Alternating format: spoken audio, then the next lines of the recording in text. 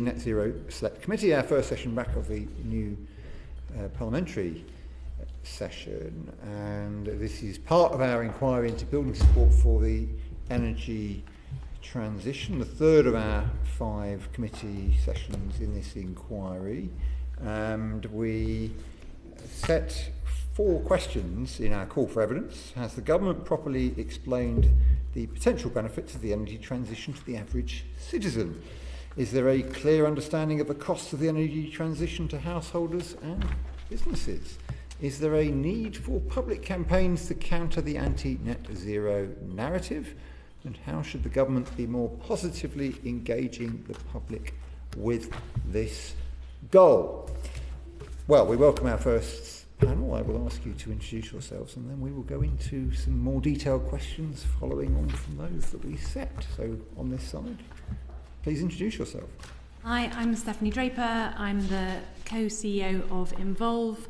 Involve is a public participation charity working on engaging the public and involving them in decisions that affect them.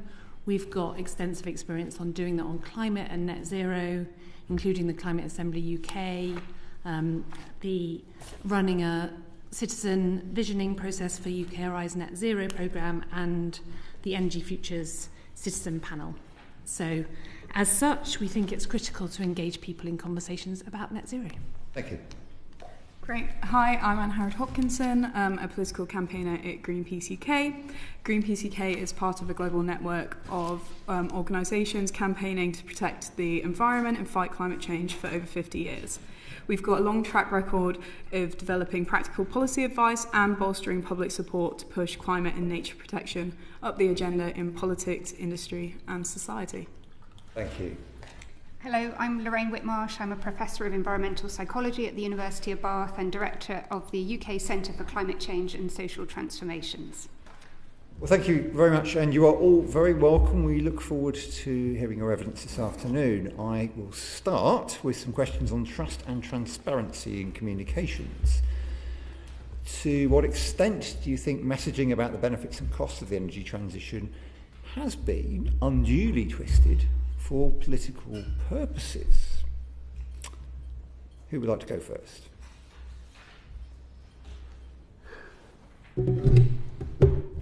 Yeah, I can kick off.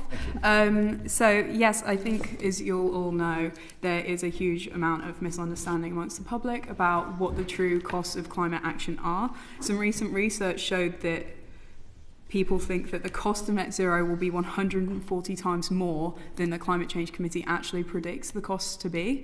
So there's obviously a huge amount of misunderstanding about the topic and the impact it will have on households. And that misunderstanding has left space in a kind of information vacuum that has been filled by certain actors, bad actors from the media and politics, talking about net stupid zero and other things like that, trying to make it into a culture war. So we think there's a real space for DESNZ and the wider government to start explaining the transition to people, the positive impacts of it, and how it will impact them tangibly. And the question is, how can the government counter such misinformation? So, Stephanie, perhaps pick that up in your first answer. So, whilst there is this sort of environment, the overarching stats are that there is still a very high level of public support for net zero strategies, and quite often the specifics are really bought into. And in the conversations we have, people are concerned about climate and they want to see government leadership on that. So I think in terms of the how, we would say lean into that support, engage people. So we know that engagement is a key route to building trust in institutions. OECD says that the single biggest factor in building trust in institutions is whether or not people feel that they have a say in decision making. So actually, if you can have conversations with people about net zero and about shaping the policy using sort of deliberative mechanisms like citizens' assemblies and other ways of engaging people, then you increase trust. And we see that in our climate assemblies. So Westminster Climate Assembly, the level of trust in Westminster Council increased by 20% following the Assembly. People were much more bought into the ideas. And from some research we did with Demos in our Citizen White Paper, they said that if people hear that a policy is shaped by someone like me, then that increases the trust level by 10%. So that kind of asking people and getting them involved in the process is really critical from our perspective. Thank you very much. Now I will move on to you, Lorraine, and perhaps you can pick up the concerns that people increasingly have. The polling, yes, it shows there is support for the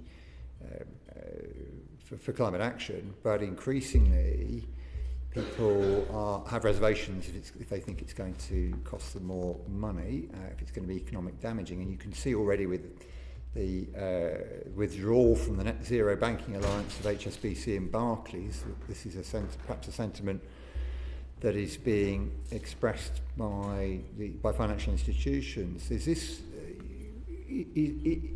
to what extent is this a result of government messaging or action, or is there something else that's causing this concern about the potential for financial cost? Yes, well, I mean, I think the government actions as well as the government explicit messaging are playing into some of this. So I think what's essentially sitting behind some of the withdrawal from net zero is the cost, as you say, as well as concerns about fairness. So those would be two of the big sort of factors that I think are sitting, but what the evidence suggests is sitting behind people's reluctance to engage with elements of net zero. Though people, if you look at the sort of data in terms of uptake of heat pumps, that is growing. So the adoption of the boiler upgrade scheme vouchers has been growing, and similarly for heat pump solar panel installations and energy efficiency installations. So there are positive trends. But when you look into the polling as to what people feel about heat pumps in particular, yes, they are understandably concerned about the cost of those, the upfront cost of those, though they are broadly positive. Is that what you mean by fairness? So fairness is part of cost and freedom of choice is part of that. So people are concerned that they may not have a choice when it comes to some of these things. I can give you a specific case study. So our centre has looked at what's happened in Germany. So they tried to roll out heat pumps very quickly, but they did it in a way that was conveyed as not having a choice, that this would be installed in your home without you having any say over it.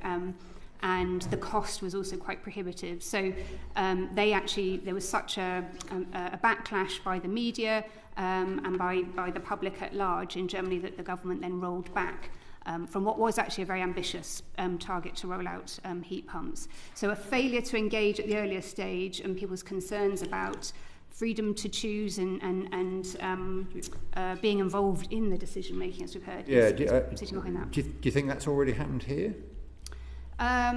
Not to the same extent, because I think the policies, some of the targets are not quite as ambitious as what Germany was originally proposing. I think people are broadly positive about heat pumps and renewable energy systems, but they are understandably concerned about the costs. And so I think, as well as talking about the benefits, and so back to your point about what can the government do in messaging, I do think it is important to convey more strongly the benefits and to show real people are benefiting from these, real people from lower income groups as well as other demographics are benefiting.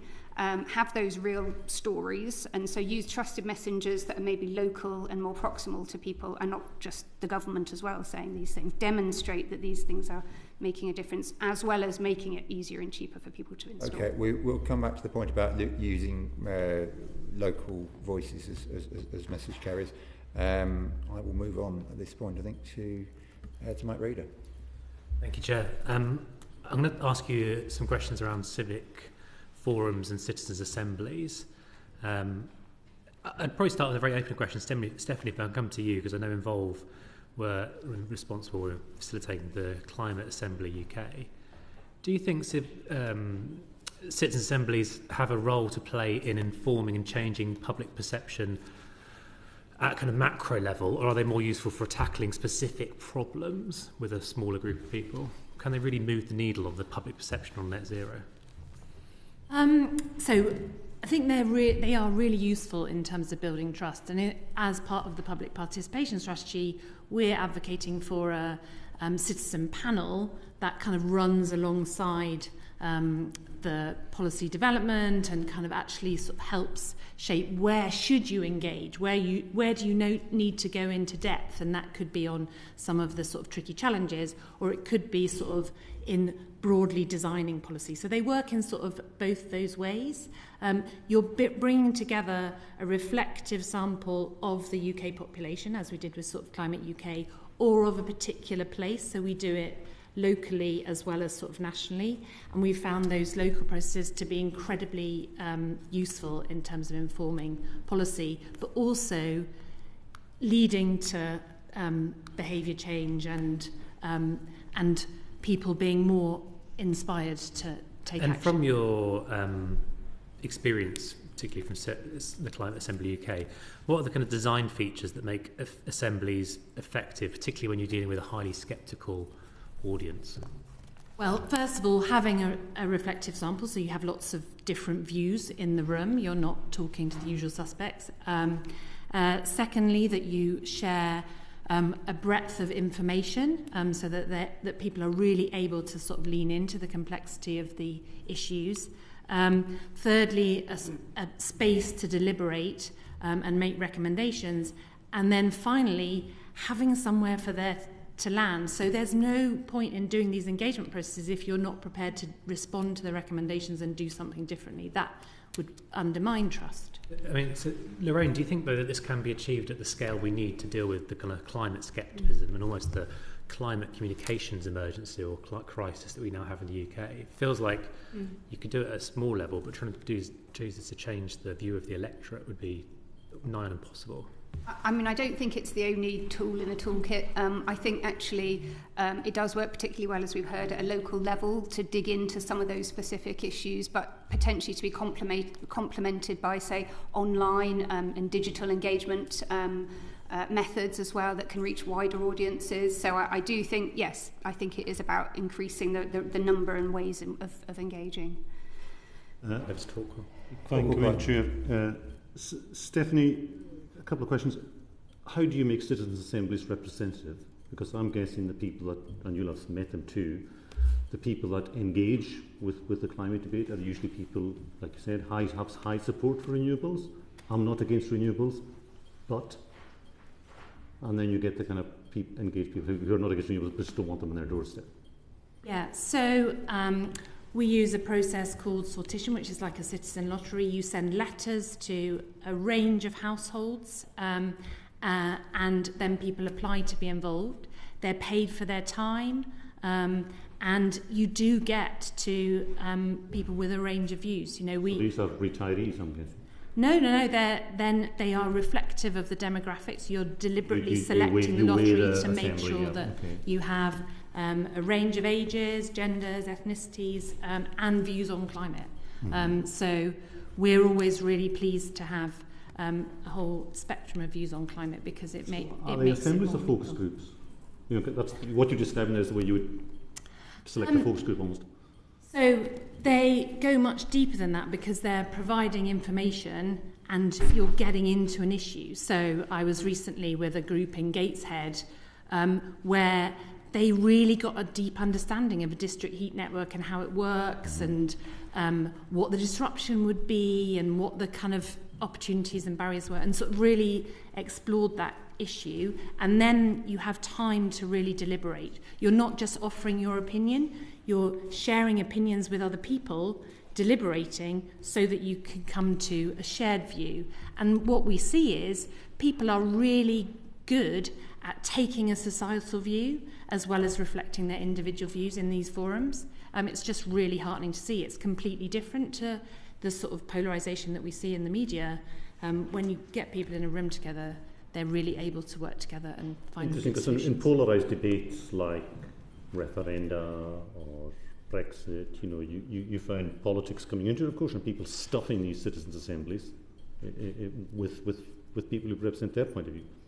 Well, that's also part of your sort of demographic selection. So that's a random selection. So it's more difficult to do.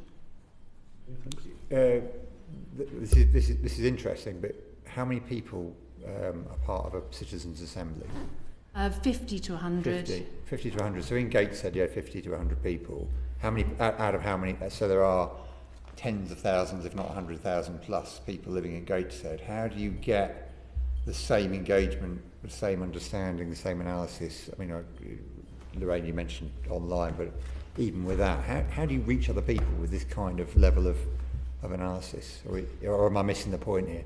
Well, they are a sort of reflective sample, so you do have a mini public, so their views do reflect that community by design.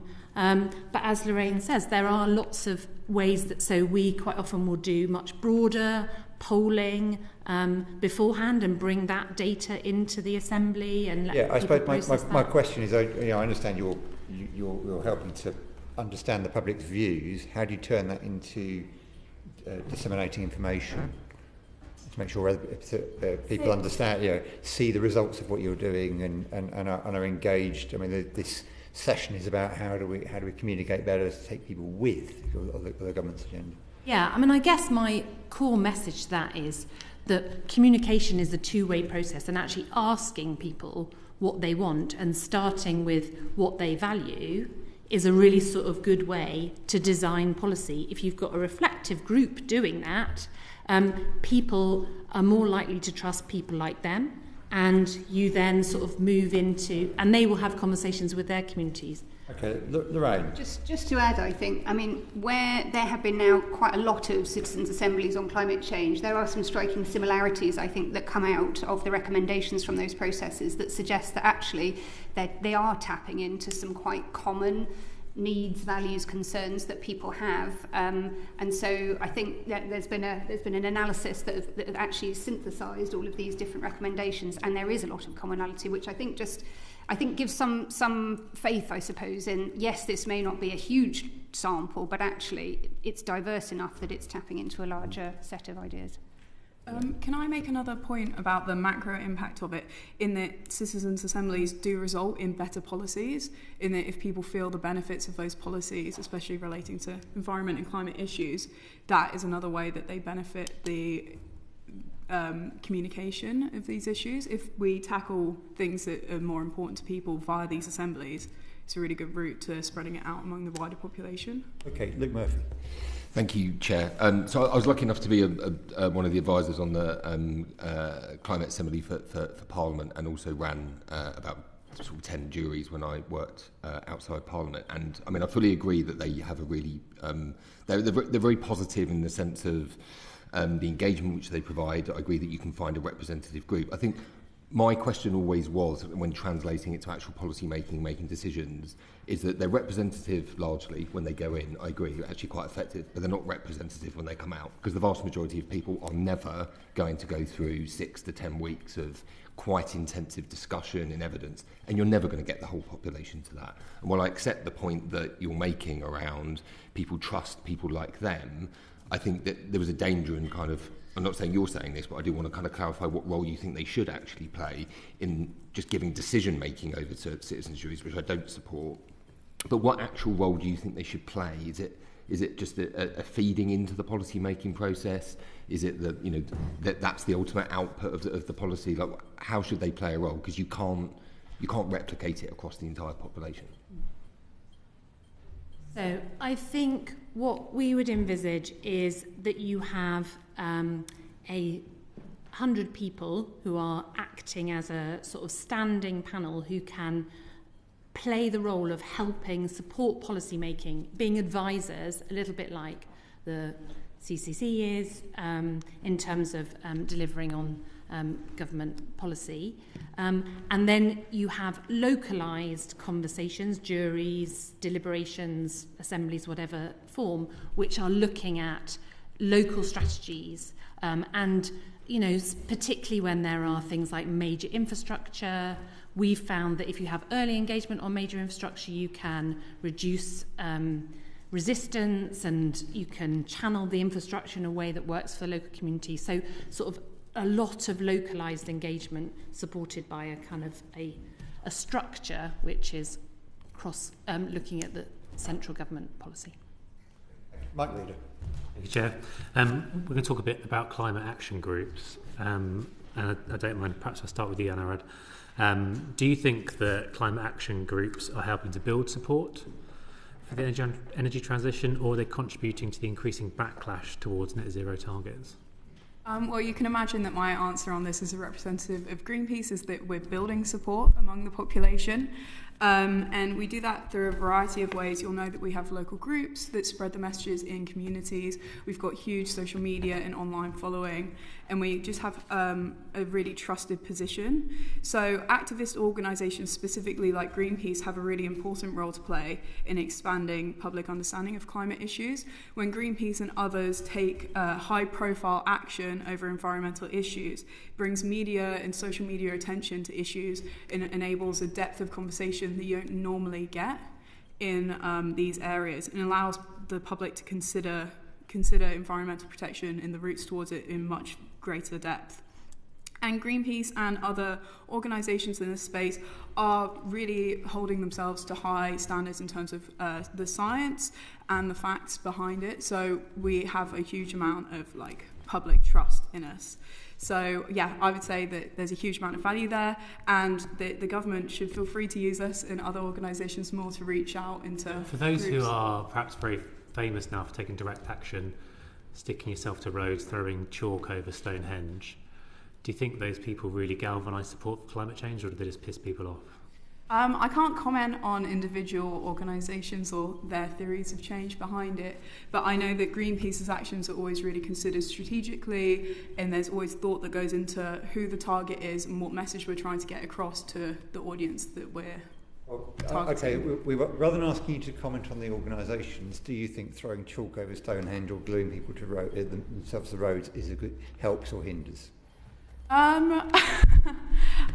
don't know that I can comment on that either. I don't know the specificities of the impact that had ecologically in the location, but I think often anything that gains attention can be helpful.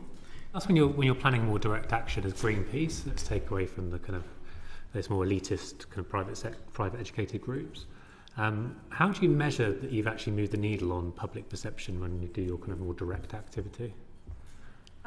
Yeah, that's a really good question. So obviously there are some things that you can measure tangibly. So after an action, you can see how many people have been onto our website, read the information behind it, how many people have signed a petition, how many people have turned up to take part in a local activity. And then you can also track the media response to it as well and how that goes. My constituents, and I'm sure everyone else's constituents, they go online, they put the name and the postcode, their email, press a button, and it sends me a template response. I then go to Parliamentary Research Service. Chris perhaps goes to the Conservative Research Service, maybe a research service the Lib Dems use. We send them back a template answer. I never see it. One of my staff does it. Is that moving the needle, or are you just wasting my time by sending me emails that I'll never read? Well, I don't know that the blame for that lies on the people emailing you so much as the process that doesn't allow MPs to meaningfully engage. Yeah. Have you ever measured the carbon impact of all those emails that we get sent every week, the kind of template ones? Yeah, I've never looked into it, but I can look into it and come back to you. Thank you. Stephanie, I do genuinely think it's actually a complete waste of time, and it's a waste of public money, because we're all paying for staff to respond to template emails, but I'll get off my horse and move on. Stephanie, is it possible to depolarise climate debates and foster dialogue between opposing groups? Well, I would say yes, but that's what we see in action. If everyone has the sort of same level of information and has the time and the space that is kind of created, which means that you're able to represent your views and share different perspectives and hear different lived experience, you get to a different place. And we often hear that people have changed their mind about sort of climate. But do you think these kind of direct action groups will change their position? Do you think we would get Just Stop Oil or Insulate Britain to come to a conversation with climate skeptics, hear their views and change and come to a common understanding, or they're very much set in their ways, it's their way or no way, they know right, and we don't get any kind of movement from anyone, and we just end up disagreeing, and we just continue with this kind of climate comms crisis that we have? I guess the risk is that we pay a lot of attention to the people that are on each of the fringes, and actually most people sit in a sort of more moderate space and are worried about the future, really want the best for their place, and they want to understand how a net zero strategy supports their place being better and life being more affordable. And Lorraine, my final question, how do you think the government could constructively engage with these types of groups to help deliver its energy transition policies? Yeah, I think the evidence suggests that actually there are groups, once you've really made up your mind, it's very difficult to change somebody's mind, actually. So when you've got a very fixed, strong view, and your two examples were were good sort of illustrations of that, it's difficult to move those people kind of away from that. But as we've heard, the majority of people have more malleable views, and as part of kind of getting them to think about and deliberate over information and to talk to other people, those views can be kind of shaped in the direction of more support for the clean energy transition, although there is broad support already, I would say. I'll ask one more question, actually. Anna, can you give me an example where Greenpeace have come with a policy position, you've listened to sceptics, and your position might have changed and to accommodate, to bring people on board? I wouldn't say it's a case of bringing sceptics on board, but in the climate team at Greenpeace, we're doing quite a lot of work with unions, making sure that legitimate concerns that people have, particularly in like the northeast of Scotland, around the oil and gas industry there, are listened to. So as a result of that, we've been working with Friends of the Earth Scotland, Uplift, as well as Unite and other unions to propose just transition policies that can support those communities. So we proposed before the last spending review a just transition fund that basically goes towards developing local community-owned wind manufacturing jobs, goes towards like providing better ports for offshore wind, as well as going towards a training fund specifically for offshore oil and gas workers to make sure that they're not left behind as part of this process. Did that dialogue move Greenpeace's kind of corporate position on kind of energy transfer in the north, in Scotland? It's made us be aware of making sure that the transition works for everyone and making sure that we're listening to impacted communities. Your position doesn't change even when you engage with others?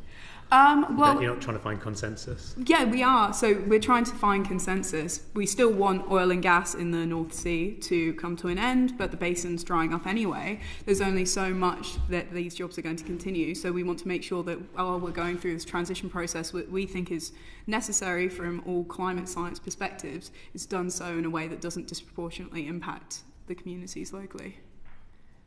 Two of you said that there is a large group of people who have less fixed views, to slightly paraphrase what you both said. If we go back to the Brexit referendum, that was very much true before the referendum itself was called. But by the end of the by referendum day, nearly everybody had a pretty fixed view one way or the other. Is there a dangerous thing similar happening? Well, it would be interesting if we had a referendum on net zero to see if actually forcing people to vote in one way or another would sort of help to firm up their views. What's quite striking, though, from all of the polling across the political spectrum is that there is actually a surprising amount of agreement, even amongst kind of reform voters, so across the political spectrum, for what actually is sitting beneath net zero. So net zero itself is certainly a polarising term, but actually even the majority of reform voters support renewable energy. They even support renewable energy in their area, including grid upgrades. So it's, and certainly if you look at other issues, clean air and safe streets and recycling and so on, actually across the political spectrum there is strong agreement for that. Again, our polling shows that one of the most popular green policies is insulating homes, getting warmer insulated homes, almost 80% of the public supporting that, and that's across the political spectrum. So there's a lot more, I think, commonality that we have than disagreement. Okay, Polly Billington. Well, I can't remember all the things I wanted to ask, actually, in relation to this. Lorraine, it strikes me that what you're sort of saying, I think, is that this isn't a comms problem, this is a policy design problem. Broadly, yes. I think comms is part of it, and I think some of that is explicit. I think we do need to have kind of clearer, more positive, decisive messaging, but also we need that to be embodied in what politicians, leaders are doing as well. But also there are signals in the policies that are implemented. So where we see maybe not the strongest support measures coming through for green actions that we want people to take, people infer that maybe this is not a priority for the government and for the country. So there's also a sort of a communications element to that. But fundamentally, people are quite pragmatic when they make a lot of these behavioural choices, like whether to install a heat pump or whether to buy an electric vehicle or whether to walk or cycle.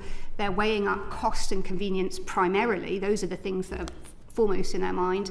And they're not really thinking ideologically about, do I want this? Well, that comes to my second question. I want to maybe, Stephanie, in relation to your experience about citizens' juries, which I've contributed to by giving testament and so forth on the assembly that Luke oversaw before I came to this place. I know and understand the purpose and so forth of citizens' assemblies, but it does strike me that quite a lot of what we're talking about could actually be done by private companies in terms of market research to make sure that they are understanding their markets to be able to sell kit to people. Why do we need to do it in this governmental way? Why do we need to do it in this civil society way? What difference in the outcomes of your process would there be from, for example, somebody saying, I need to understand what the market is for heat pumps and work out how to sell them to people? So I think the difference is that what we're talking about is trying to give people an input into decisions that affect them. Forgive me, market research does that too. People get quite a lot out of market research, including language, policy design and so forth. It's not just about like your brand, is it? Yeah.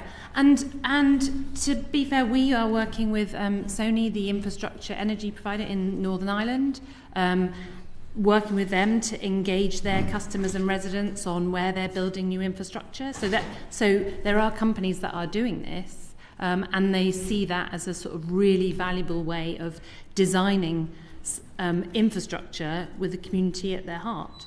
And then the engagement on things like sort of personal household choices can happen in sort of many different places. All right.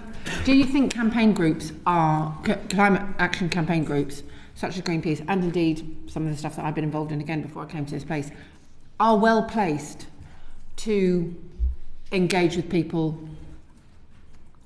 to design things that will work for the outcomes of the people, bearing in mind climate campaign groups have a particular set of priorities which may be very, very, very different from what you call the persuadable middle and I would call the moderate middle?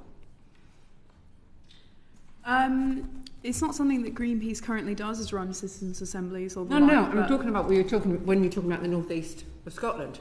Why does Greenpeace think they're in a good place to talk to oil and gas workers about what's right for them and what's best for them? Well, we don't do it face to face. We go through. Heaven forfend, you should meet them. No, that's not my point. It was more that we work with experts in the area. You know, you've got Unite, RMT, the unions who work on it, to use them as trusted people in that area, because we know that Greenpeace can be seen as not a very trusted ally in those groups. So it's a case of building trust by working in partnership with others. Leave them alone and leave it to people who do know those places, those organisations, those communities, those institutions and those workers better than you. Because otherwise we would still be working in these areas, but because without those other any organisations wouldn't care enough about climate to do it? No, they would. It's a case of combining knowledge and expertise in a way that you get greater than the sum of your parts, really. As climate experts, we can work with union experts and come together to create something that works for both. Okay, thanks. Thank you very much. Claire Young. Thank you very much, Chair. So I'd like to start with Lorraine, please. What role, if any, do you see for behavioural science and social transformation models in guiding government efforts to counter public scepticism around net zero? And how does that differ in rural areas where there may be additional structural barriers to action? Okay, yeah, I mean, so there is a huge amount of evidence from behavioural science which can be brought to bear to understand some of the drivers and barriers to the public engaging in a clean energy transition. Some of the sort of top insights from that really say that information by itself is very limited in what it can do to change behaviour. So a recent meta-analysis found that information is only 2 to 3% effective in achieving behaviour change. But what it can do is to raise awareness of people about why we need more structural measures and policies like incentives and subsidies and regulations and infrastructure investments and so on. So building public support for those so-called upstream measures that actually remove the barriers to behaviour change that basically make it cheaper and easier for people to do the right thing. And those are the things that fundamentally are the most effective to achieve behaviour change. So those are really the key insights in terms of what behavioural science can do. When it comes to scepticism, what we've seen is really a shift sort of away from climate denial per se, denying that there is anthropogenic climate change, more to discourses of delay and sort of rhetoric around it's too expensive, or this is not the right time, or other people should sort this out. And so actually what, again, the social science can do is to look at why people might be mobilising those discourses. And again, it quite often comes down to concerns about cost and fairness are sitting behind some of that. And actually then it's feeding those concerns into the design of policies to ensure that they do reduce costs, make it easier and fairer for people to change their behaviour. And in the rural areas in particular? I don't think the fundamental principles of behavioural science or social science would say that there's a different approach needed. I mean, depending on which specific behaviours you're talking about, there might be unique challenges for, say, off-grid communities, that they might need particular policy measures to support their behaviour change. But a lot of what we've already talked about in terms of using local approaches and trusted messengers and working at the community level actually sort of speaks to the fact that would apply just as well in those rural communities as urban ones. Thank you. Stephanie, what behavioural interventions have proven most effective in shifting public attitudes towards low-carbon technologies, and how can those be scaled nationally? So I can only speak from our experience, and we're sort of explicitly not about changing people's behaviour. We're about asking people what they want from their place. And what we've learnt is that people don't like to be told what to do. They like to explore and ask, and they want, and actually we get pushback in our processes if people feel like the imperative for action on climate is being handed to them. They want government to lead, and then they will sort of play their part. What we do see is that, from Climate Assembly UK, we went back to participants 2 years later, and the vast majority of them had still changed at least one behaviour, and over half of them was still changing had changed 10 things in their lives, ranging from, the things that you would expect to see. So there is a kind of inadvertent behaviour change result from having explored these issues in more depth. Okay. Anyone else have anything to add on that one? No, okay. Angharad, how can the government ensure that behavioural interventions, nudges, social modelling, don't mask structural inequalities such as fuel poverty or cultural underrepresentation? Yeah, that's a really, really good question, and I think both of the other panellists have spoken about the importance of people feeling like it's a fair transition and everything they're being asked to do is fair.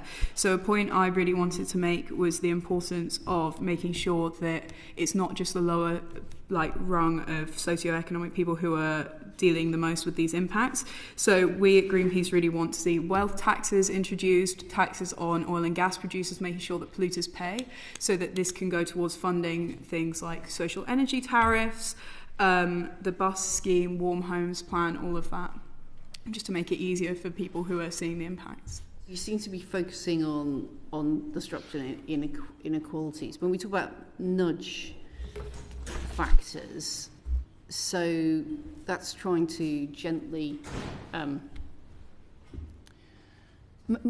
potentially making things, so for example, if you make things easier for people to do, then that makes them more likely to do them. So there are small things you could do. Does that change in situations where someone's facing fuel poverty or cultural misrepresentation, or are there some things that are applicable across?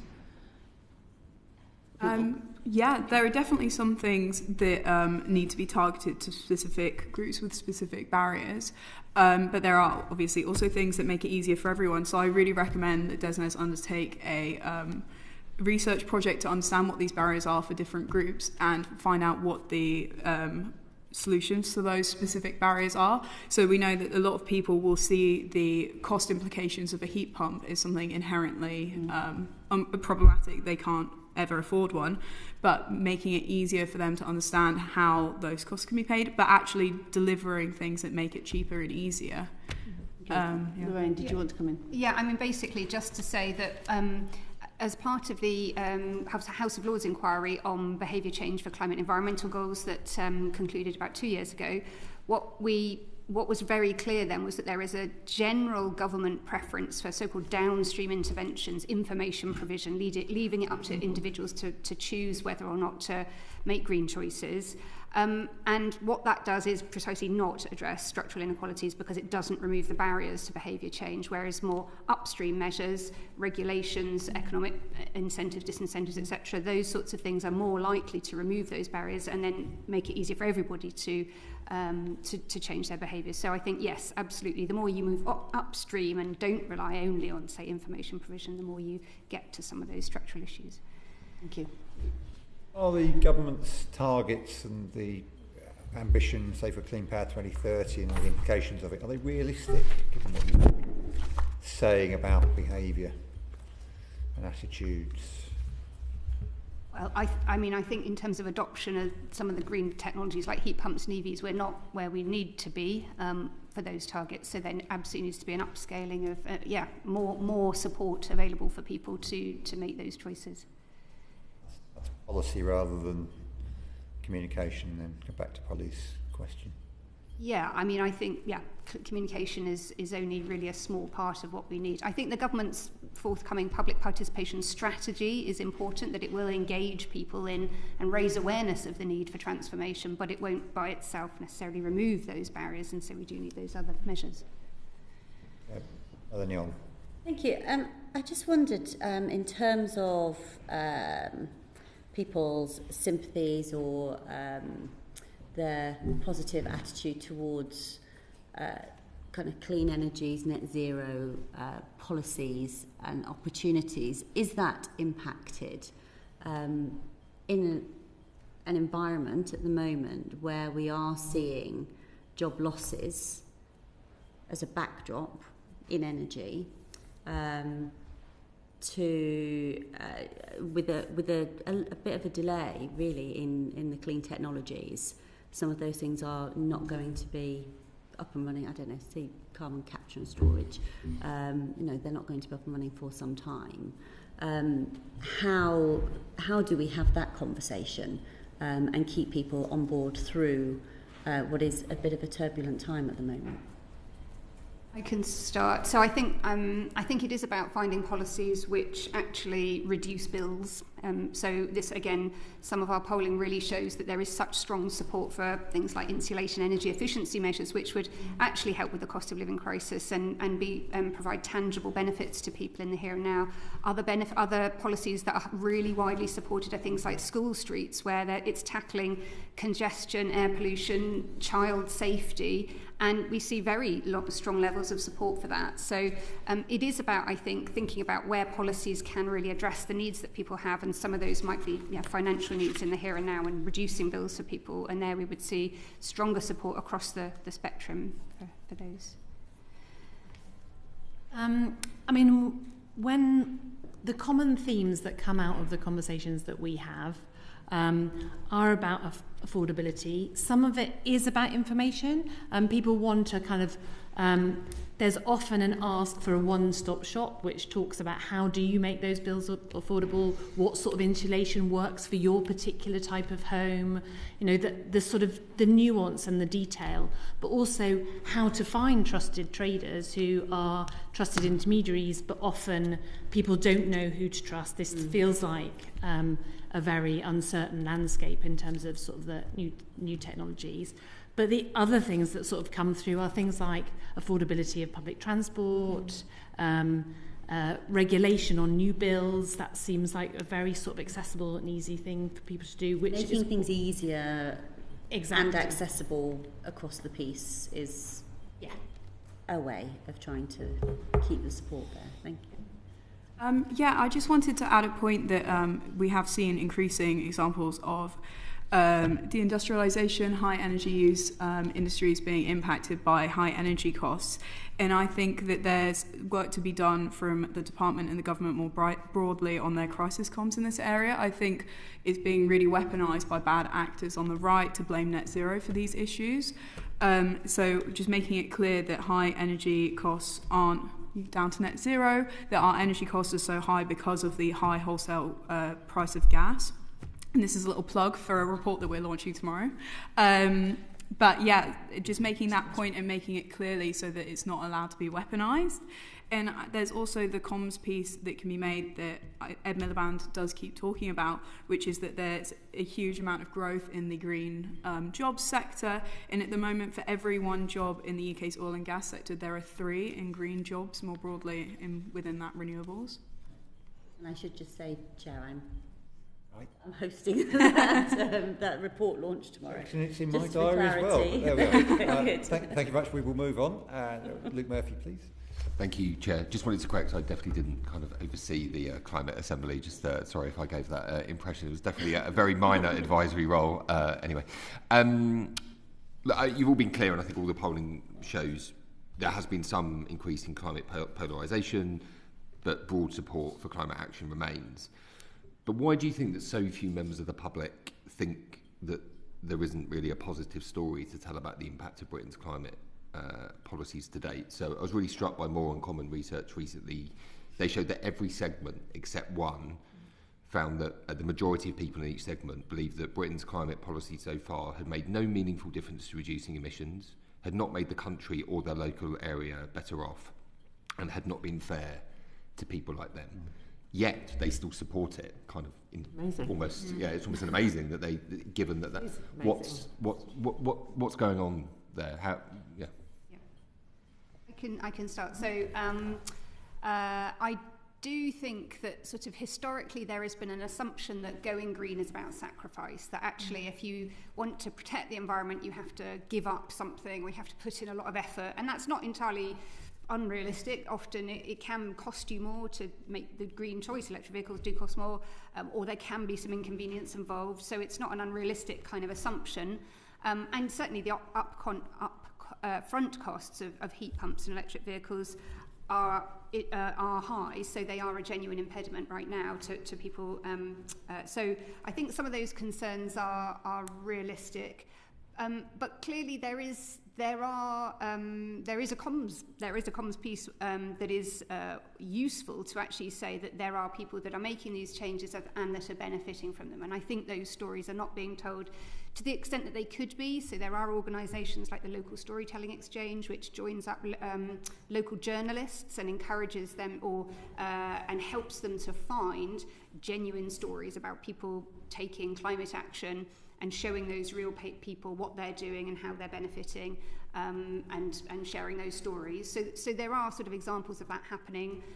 Nesta have got their visitor heat pump scheme, where you can go and see what a heat pump really looks like and speak to people that have got it and how they benefited. So there are initiatives that are happening to try to share those positive stories, but I think there's more that we can do to upscale that and sort of counter the sort of historical sort of going green is difficult narrative. Anyone else want to add to that? Does it not suggest that in part that maybe that certainly up until now, I'm not saying it's not an issue, it clearly is, but that the driving factor of support for climate change isn't about kind of the immediate benefits that it's going to provide around cost of living on your bills. Actually, the driving factor is, I know you mentioned you talked about sacrifice, but that it is about doing the work for future generations, protecting our environment, maybe increasing the energy security, the more emotional arguments that tap into people's sense of, wanting to protect the country and the future generations. I mean, I think it's helpful to make those arguments, and we know that those are the sorts of values that are widely shared. And so again, back to the sort of depoliticisation, if we highlight some of the sort of community and future generations' benefits of these changes, the more we can, I think, create a sort of sense of shared trajectory and collective effort that people can buy into. But we also absolutely need to bring it back to there are tangible benefits to you and to help them realise those benefits by reducing the barriers and costs as well. I should add that the More in Common research also finds that people do think that renewables will bring their bills down, even if they don't think it has so far, which is interesting. Just turning a bit to kind of that we are seeing some, or Britain Remade and others have found that there is beginning to be a bit of an uptick in kind of local opposition to renewable energy projects and concerns about that. There's lots of debate around the rollout of the energy infrastructure that's going to be needed to meet the clean energy target. What are the kind of strategies that are needed to kind of overcome that potential increase in local opposition to energy projects, which might be needed nationally but are going to affect people kind of very viscerally on a local level? I mean, I would say that's about sort of early local engagement, as we saw with the infrastructure project in Northern Ireland, but also kind of actually starting in a sort of different place. So with the work in Gateshead, we were looking at the future of what did they want from the future of their energy system, and people were sort of aware that there needed to be a transition, but they were unaware that all of the work that Gateshead had already done on district heat networks and got sort of really into that. But we started with, what do you love about your place? What do you want to change? What do you want to improve? And then how can this agenda help support that? And so you're actually not starting with what can you do about net zero and that sort of slightly risky, punitive angle of sort of that, but you're starting with how does this add value to how you want to live and to sort of thriving places. Yeah, I'd also like to add the point that we're very supportive of community energy projects as a route to getting people on board for local energy infrastructure in their areas. So making sure that communities can see the economic benefit from building these pieces of infrastructure, and it also adds to consent for future projects. But making sure that they work with their communities to make sure that there's local ownership, and not just like benefit payments, but like fully embedded ownership, and making sure that there are additional incentives for local communities, for example, access to the grid, and you can offer them incentives in terms of like home insulation, other things like that just make it a little bit of a sweeter pill for local people. I don't have much to add except that the Government Office of Science have got an excellent briefing paper on public engagement on grid infrastructure, which talks about a lot of these exact things and also how to balance the fast versus fair element. So that actually it is, in the longer run, more sensible to spend some time engaging communities, even though it might sort of slow down the process. It then means that actually you're more likely to get the buy-in from those communities and to improve the quality of decision making. Is the clean energy 2030 target a problem in that regard? Should it be slowed down in order to ensure that proper consultation? Not necessarily. I think it's just about just not assuming that the quickest way to get things done is to skip the engagement. That could be counterproductive, I think. It's more about sort of doing the upfront work in order that you don't have to do the defending decision at the end. You're kind of, if you involve people in the decision up front, then you're more likely to have people bought in, therefore you won't have to spend all of that time reworking decisions, which is much more cost effective too. Thank you. Thank you. Now, Anne Harrod, your Greenpeace have said that 45 renewable projects have been rejected in 2025 alone. I mean, we talked a bit about this. What is it that should it be developers? Should it be government? Should it be both? What is the direct communication that's needed? I mean, I take your point about community projects, but for large-scale projects, that's not going to be enough. What does that communication and engagement look like? You mean on getting them consented? Yeah. I think there's just a lot of work to do to explain the benefits. So something that I think most people don't understand is the bills benefits that come from building these renewables. They are cheaper than gas-fired power stations, and people don't really know that. I think people think it's too good to be true, that something that's good to be the planet can be good for their bills as well. So I think there's a lot of work to be done there. What does that work look like? I mean, how do you engage with people? You know, you can have 100 people in a village hall, but that's still only a drop in the ocean compared to the wider population. How do you reach people, get this message across? Which we keep coming back to this question, really. Yeah, I think it is a localised approach that works best for this. So I would recommend advice going to individual councils who have contentious planning applications in the process, making sure that the local people, you know, have talking points, that they can make the right arguments to the people in the room. Yeah, and that I don't think that there isn't space for a larger scale public comms piece of work from DESNZ. Just making sure that everyone really knows what's going on and how important these large-scale projects are to meet our 2030 targets and our legally binding climate targets. Yeah, I think most of the committee want to come in on the back of this question, but Stephanie, you look like you've got something to add here, so please go for it. So there was a study done in Scotland on sort of renewable projects, and they looked at a range of wind farm developments in Scotland.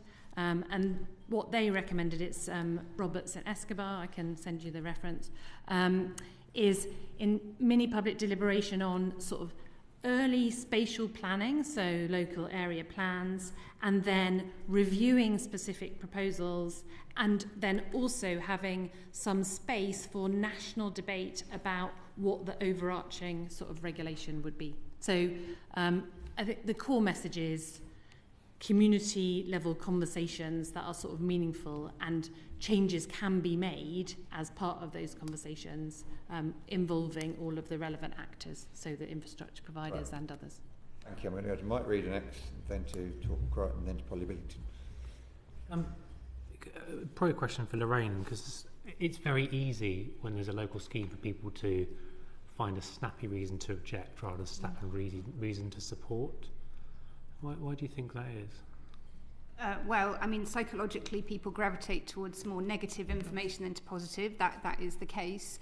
I think also it's clear that when people have stronger views that they are more likely to be expressing those to developers or whoever is running the consultation. So you will get more extreme views, and often those will be the more negative ones in particular will be expressed. So you might hear more of those, and actually sitting beneath that are actually a lot of people that are sort of more ambivalent.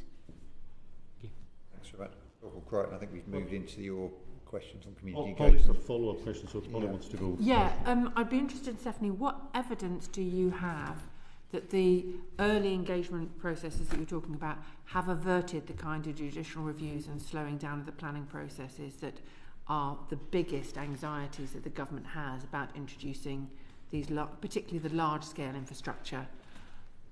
Well, that's interesting you say that, because we're just working on a project at the moment that is looking at what's the cost of engaging versus the cost of defending decisions and sort of that process. So that is a bit of a work in progress. So we don't have that evidence at the moment? No. Well, we have lots of kind of pieces of research that tell us that this is a sort of good way to go, and lots of case studies and examples of where things have been more successful. Give us a case study of where it's worked. That would be a good place to start. So I would come back to that sort of Northern Ireland example where where Sony engaged early, and they were able to design a scheme that had much greater local support. I'm just struck by the fact that there are a significant number of obligations on large developers, and indeed, big organisations like National Grid, in order to be able to do this, and yet they still end up with this kind of opposition, people raising money for JRs and so forth. So even with the obligations that are currently in place, it doesn't stop the slowdown. And I'd be interested to understand how much of this do you think is actually about engagement, and how much of it might be other drivers that are causing the issue? It's difficult to say, But a lot of the time what we're not seeing is sort of real meaningful engagement where people are prepared to do things differently as a result of having those conversations. I think that's the key, is that it's a genuine listening project and that you are prepared to make changes and adjustments and work together to make it work for the community. And designed with a community first approach, which is not necessarily what's happening. Well, if it's a small project, that might be possible. If it's a large, nationally significant infrastructure project, that's significantly more challenging, isn't it? It is. Yeah. And Harrod, I'm just wondering, as a Greenpeace campaigner, how you feel about compiling your talking points in order to be able to support large international companies who are developing large energy projects in communities. I guess there is a slight tension that some of these big energy companies have investments in, renewables and oil and gas, but the scale of the issue means that we need things being built as soon as we can, and if they're the best, who it's done if by, they're in the best place to provide it, we definitely hope that they and where the money goes. We'd definitely be hoping that it would remain in renewables, but the scale of the challenge is that we need them as soon as possible. Okay, thanks. Thanks, Chair. Thanks all for coming in.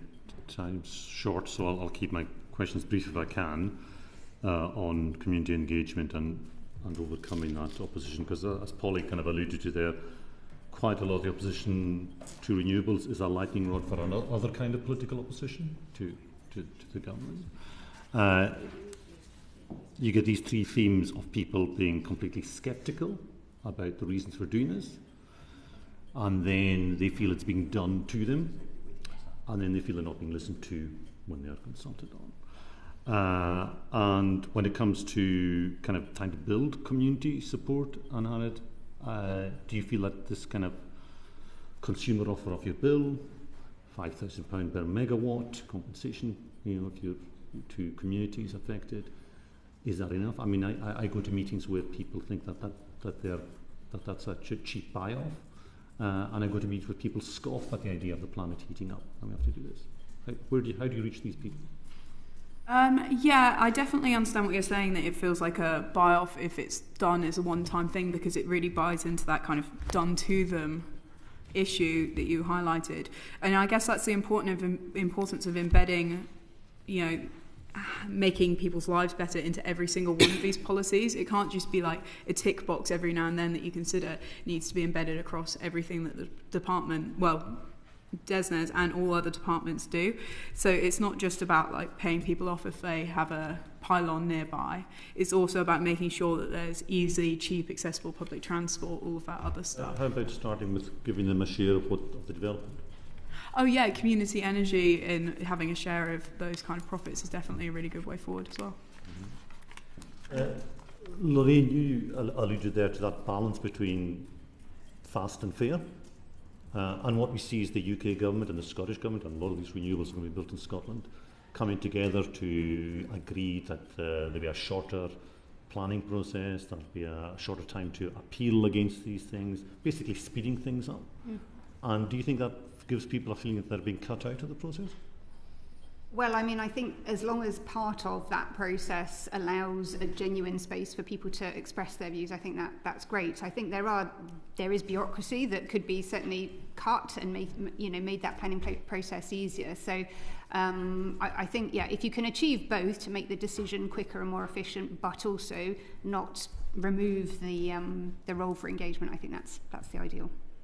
The other side of this, as you discussed there, Stephanie, is this kind of getting bogged down in legalese and things not getting done, and the temperatures increasing every summer while we do nothing.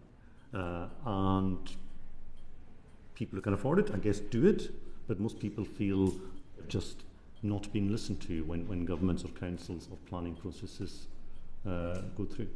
Well, we have these social technologies, these democratic innovations that enable us to have these conversations and ask people in communities relatively quickly what would it take for them to come along with this plan, and perhaps ask them, do they want community energy ownership, or do they want something off their bills, or do they want something else? Because that's the kind of, I think a lot of these things have to be designed community by community. That comes back to the original engagement you and I had, is that the people that tend to engage in that are the kind of people who are for renewables, but not if you selected or people who will use it, have another political agenda, party political agenda perhaps, who will use renewables as a lightning rod to build opposition against the current government. And I would say again, the beauty of our process is that you are getting a reflective or representative sample, and that you get to that sort of range of views. Yes, it's not entirely sort of, so therefore you have a different form of conversation. The government says that people who are hosting major infrastructure should benefit financially. And now, should that be through direct payments or money off bills, or should it be community assets that are funded, or both? Or do either of those work? That's not my area of expertise. My suggestion would be that maybe you have a option list and you can ask communities what they would like and what it would, and have them decide what it would take for them to come along. Did you say you should ask your meetings? You should ask the community, right, what if they are having infrastructure built in their place, what would help them? What would it take for them to come along? What would make them feel better about it? Yeah, I agree. Leave it up to the community in question with a suite of options and see what their preference is. Right, okay. And there's the question again of how we ask and how we find out what everybody wants. Yeah, Melanie? Just a comment on that. I mean, it feels like designed by committee, and that really then lacks leadership. And you could end up in a smorgasbord of indecision as everybody, equally plumps for different options, and it becomes stalling rather than enabling, empowering, and moving things on at speed. Can I add to that? So to turn that into a question, do you agree with what Melanie has just said? How do you overcome that problem? So I think when we started this conversation talking about trust, and trust goes both ways. And actually, what we find is when we have conversations, we bring groups of the public together, and if you give them sort of clear parameters and boundaries, they can come to decisions together quite quickly. And it doesn't necessarily need to be an extended process of stalling, which you'll probably get if you impose something on a community anyway. So we would say it's a better way forward. I mean, we are talking about a positive there, aren't we, Chair? We're imposing positive benefits, not negative. Indeed. We're going to move on to Polly Billington. I think you've got the last set of questions, but you may want to follow up on that. I know what I totally understand about sortition. I understand about representation and all of that kind of thing. I also know that in some of those circumstances, it's particularly challenging to make sure that the most disadvantaged and the most excluded do not have their voice, that they just don't get the same level of, they don't have the same level of confidence, they don't have the same level of capability to be able to make sure that they are part of that conversation. So I'm sure you've got some techniques for how you deal with that within the methodology that you've got, but are there specific methods of public engagement that really reach those most disadvantaged groups who are, frankly at the moment, profoundly at risk of no policies being designed for them or by them? What do we do about that? So there are specific techniques, so it's a kind of range of different things that we do. So for example, in Scotland, we had an expert by experience panel help design the minimum income guarantee and how that would be designed. So people with experience of financial vulnerability. So you can look at designing with particular groups in mind. Also working with community groups, faith groups, the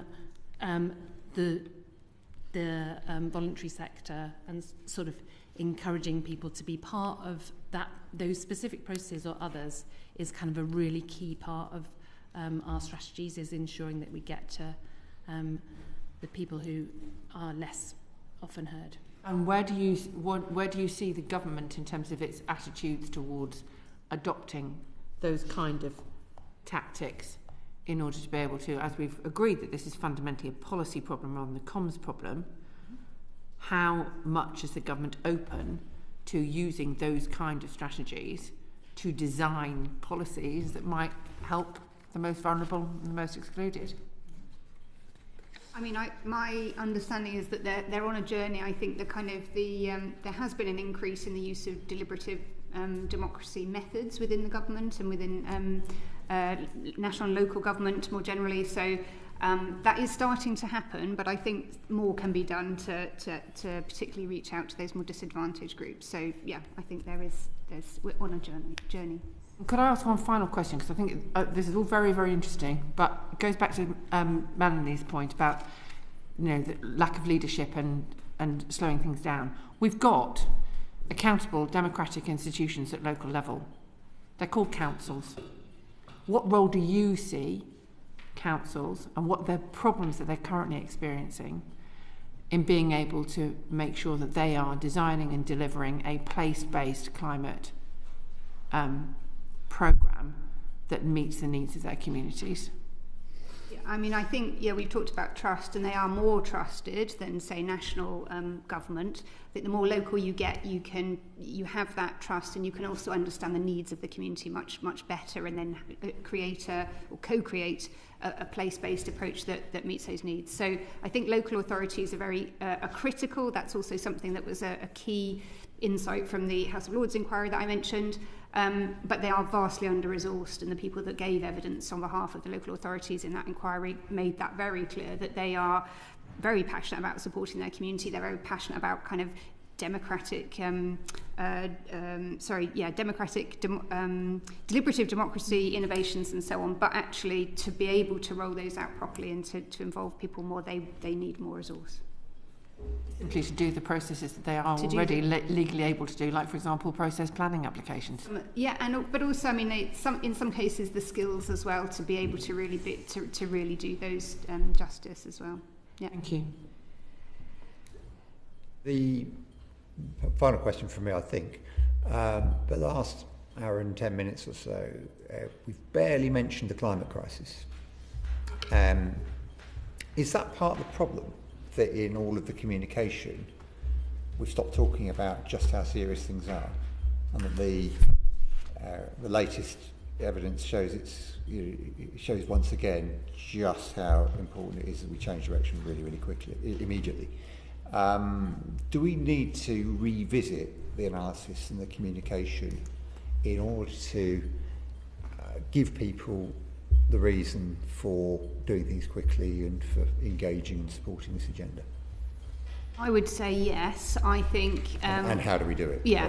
So I think that there's a huge amount of evidence on how to communicate climate change. Our centre does a lot of work in this space.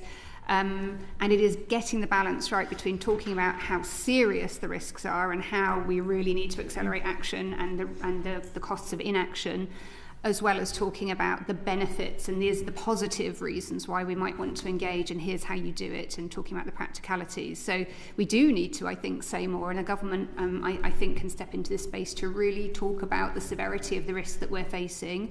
Climate change is one, energy security, these things are also interconnected, so we can talk about all of the reasons why we need to transform energy systems, and the urgency of doing that. But also at the same time talk about, well, in the here and now, here's how you're going to benefit as well. Yeah, I definitely agree. I think that the public knowledge and caring about climate change is kind of being taken for granted a little bit at the moment. So, definitely there's a role to play for the government in linking, the hottest summer ever that we've just experienced to climate crisis, in explaining to people that there are policies that can make a difference and work towards that. Yeah, I mean, I think it is about sustained leadership on this, and really sort of coming out and showing that this is an important policy and it is going to be transformational, but also thinking about how we do that comms. And Lorraine's talked about this a bit, but the sort of climate outreach communications research talks about, making it real and tangible to people's lives, emotions over statistics, human stories, authentic messages. We've talked a bit about those things. It's really about shifting the way that it's not going to work to put information on heat pipes on a government website. That isn't the sort of level of communication that we need. It's different. Okay, thank you to our first panel for your evidence this afternoon. Very much appreciate it. We will break very briefly while we change over panels at the end of the first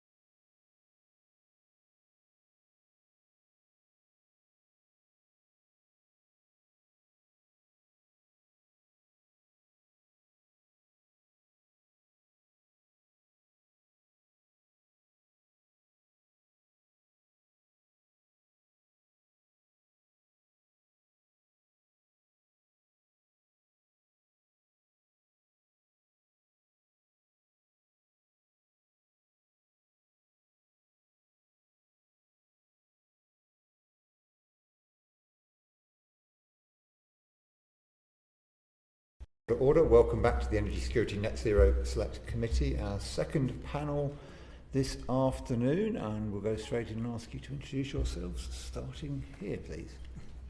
Okay, I'm Roger Harriman. I spent getting on for 40 years at the BBC, 35 of them, I think, fair to say, pioneering energy and climate in the broadcast media. At that time, a few other people were interested in it, and I was actually... an attempt was made by some of my colleagues to stop me reporting on the environment because they said it wasn't a story. Anyway, things have changed a bit since then. I sent 20 or so ideas to the committee in a kind of random splash, which might prove helpful.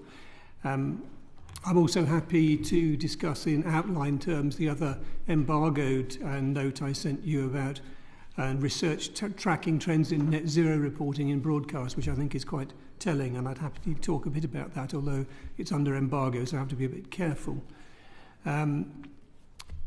While you were out, Chair, Melanie asked, is net zero the kiss of death? And I really want to talk about that because I think it is really deeply problematic and has been turned from a weapon to is snatched off the government and progressives, and they're now beating us on the head with it. So I really want to focus on that.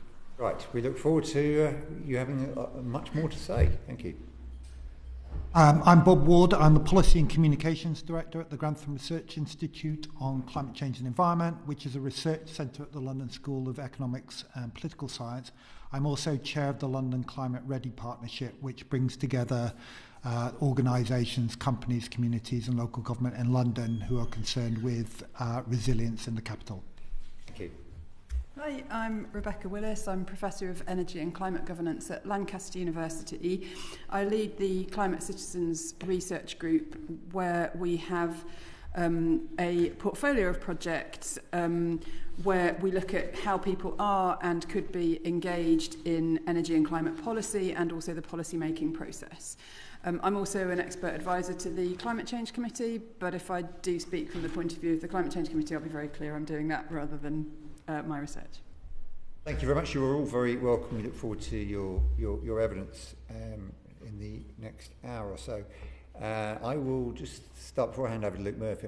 I'm going to repeat a version of the question I asked the last panel at the end and reflect on their answers.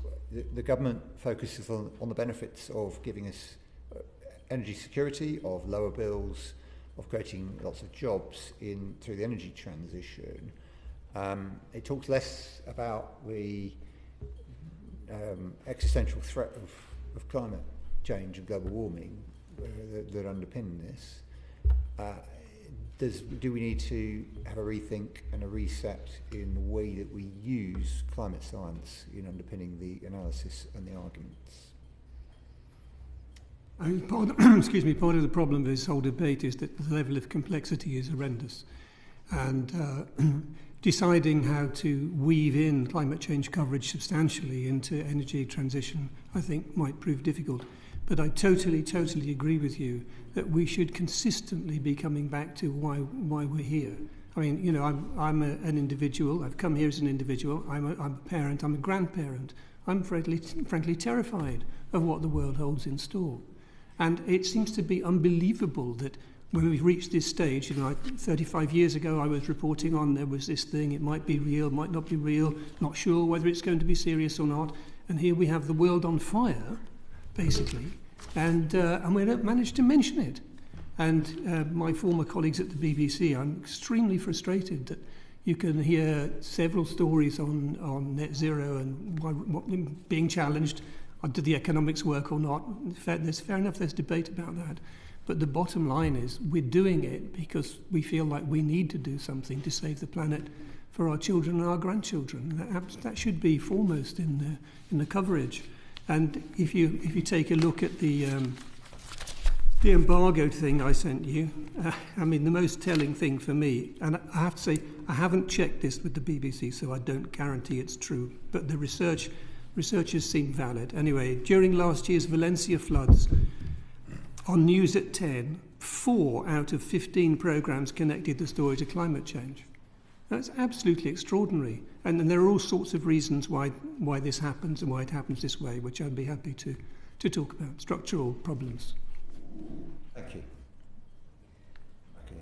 Yeah, I very much agree with Roger that we need to be talking about the urgency of this, but actually most people agree with that as well. So we, as per the last panel, something that I do a lot of is citizens panels where we sit down with representative groups of people and we start off with a conversation about climate science and the risks and climate impacts.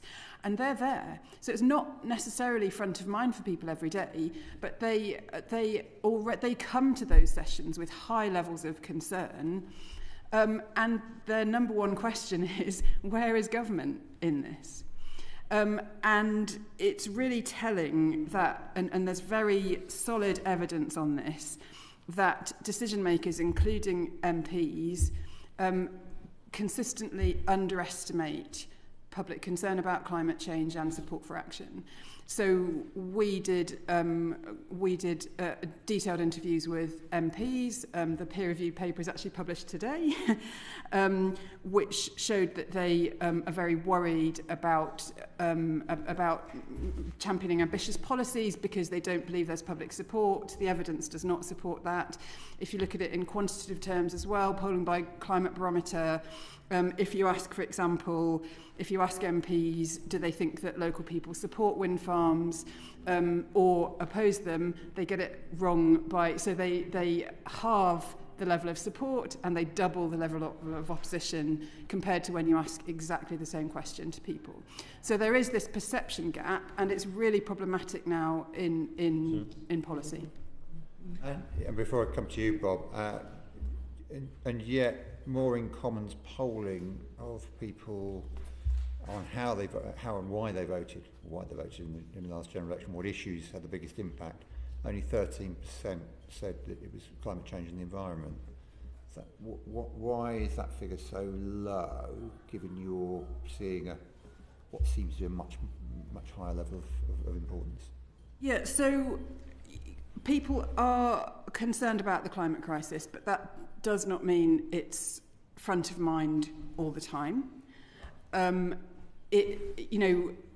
People want, front of mind for people obviously changes depending on the circumstances, but it is cost of living, it is their local area, we know what people are most exercised about at the moment, but the climate crisis acts as a kind of, ticking reality in the back of their minds, particularly amongst young people, I should say. I just very quickly want to come back to this idea that was discussed a lot in the earlier session around this sort of silent or persuadable majority, because this is not a normal distribution. No. So you have people who are very concerned about climate, represented by Greenpeace, who were here earlier. You also have people who don't believe it and will not have their minds changed. But in terms of that group in the middle, they skew massively toward concern. So it's not a bell curve like that. It's actually skewing toward concern. But it's not front of mind for them, and they want leadership, and they want that leadership from government. So something very common that we hear, and this, we were talking about Climate Assembly UK, when people are selected to be part of these deliberative processes, they sort of ask, well, why did you ask me? I don't have any particularly strong views on climate. I'm worried about it, but what expertise do I have? So, the idea that actually their views matter is a surprise to them. Okay, so is it your view that government and other organisations, other bodies, should be making climate and the environment a central, a more important issue for people? Yeah, we see it as a sort of virtuous circle, or we like to call it sort of building a mandate, whereby if this works in a positive way, where people say they're worried about climate. Government's response is to say, we hear you, we understand your concern, we want to help you, we want as a society to make the changes that we need to make, and we want to make those changes in ways that work for you and meet your own priorities and suit your lives. So yes, the more you do of that, the more you get this sort of virtuous circle whereby it's seen as a collective challenge. Of course, you can undermine it, and if those messages and that leadership isn't present, then what we've found through our research is that people retreat into sort of cynicism and isolation, and that's a real concern at the moment. Thank you. Bob? Yeah, so as a number of people have mentioned, there's overwhelming public support to tackle climate change, and increasingly people are joining the dots for themselves. We've just been through the warmest summer on record. We've had nearly 1,000 wildfires during the summer across the country. And we've had probably 3,000 to 4,000 people killed by the heat. It's a natural disaster that nobody's talking about. The figures will come out in November. There was not a single government minister talked about this when it was announced on Monday. None of the newspapers reported it. And you wonder why people aren't making the connection.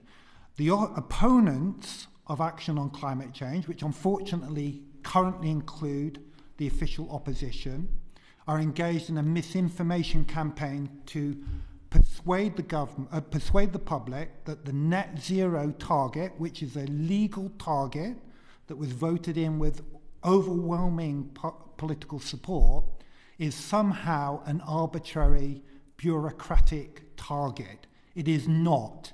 It is a target based on clear scientific evidence, probably the most scientifically based government policy target that there is.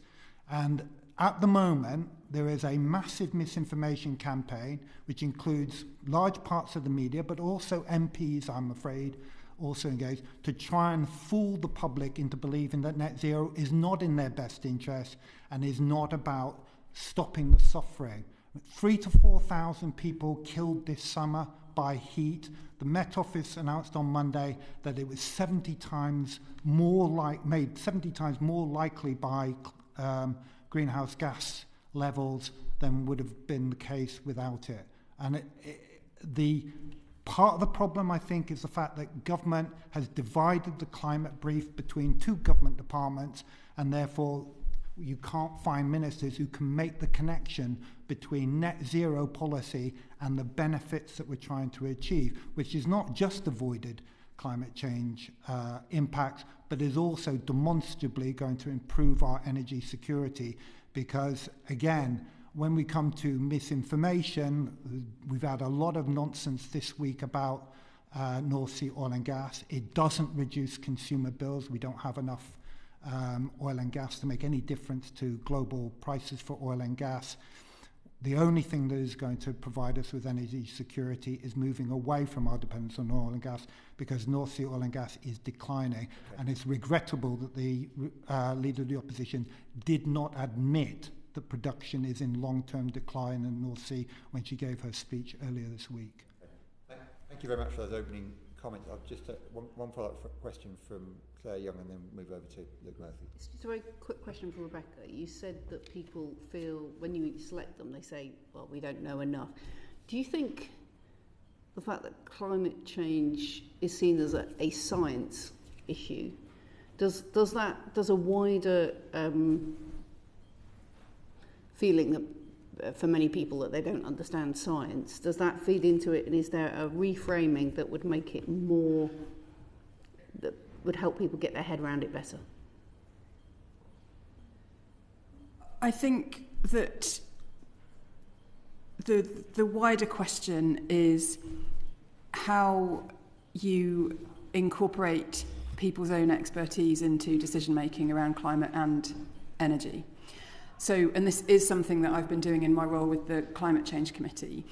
So to use that as an example, the Climate Change Committee has, some of the best economic modelling, technical analysis, and so on, and that's absolutely as it should be. That's at the the foundation of how we meet our carbon budgets, for example.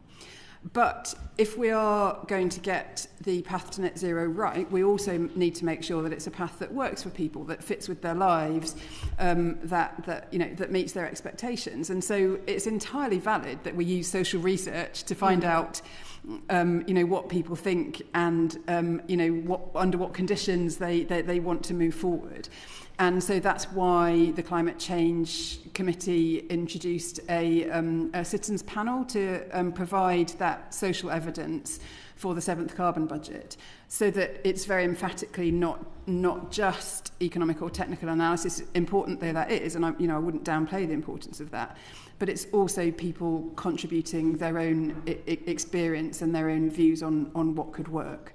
So I think that has to happen both for policy and alongside a sort of frank and open conversation about the science.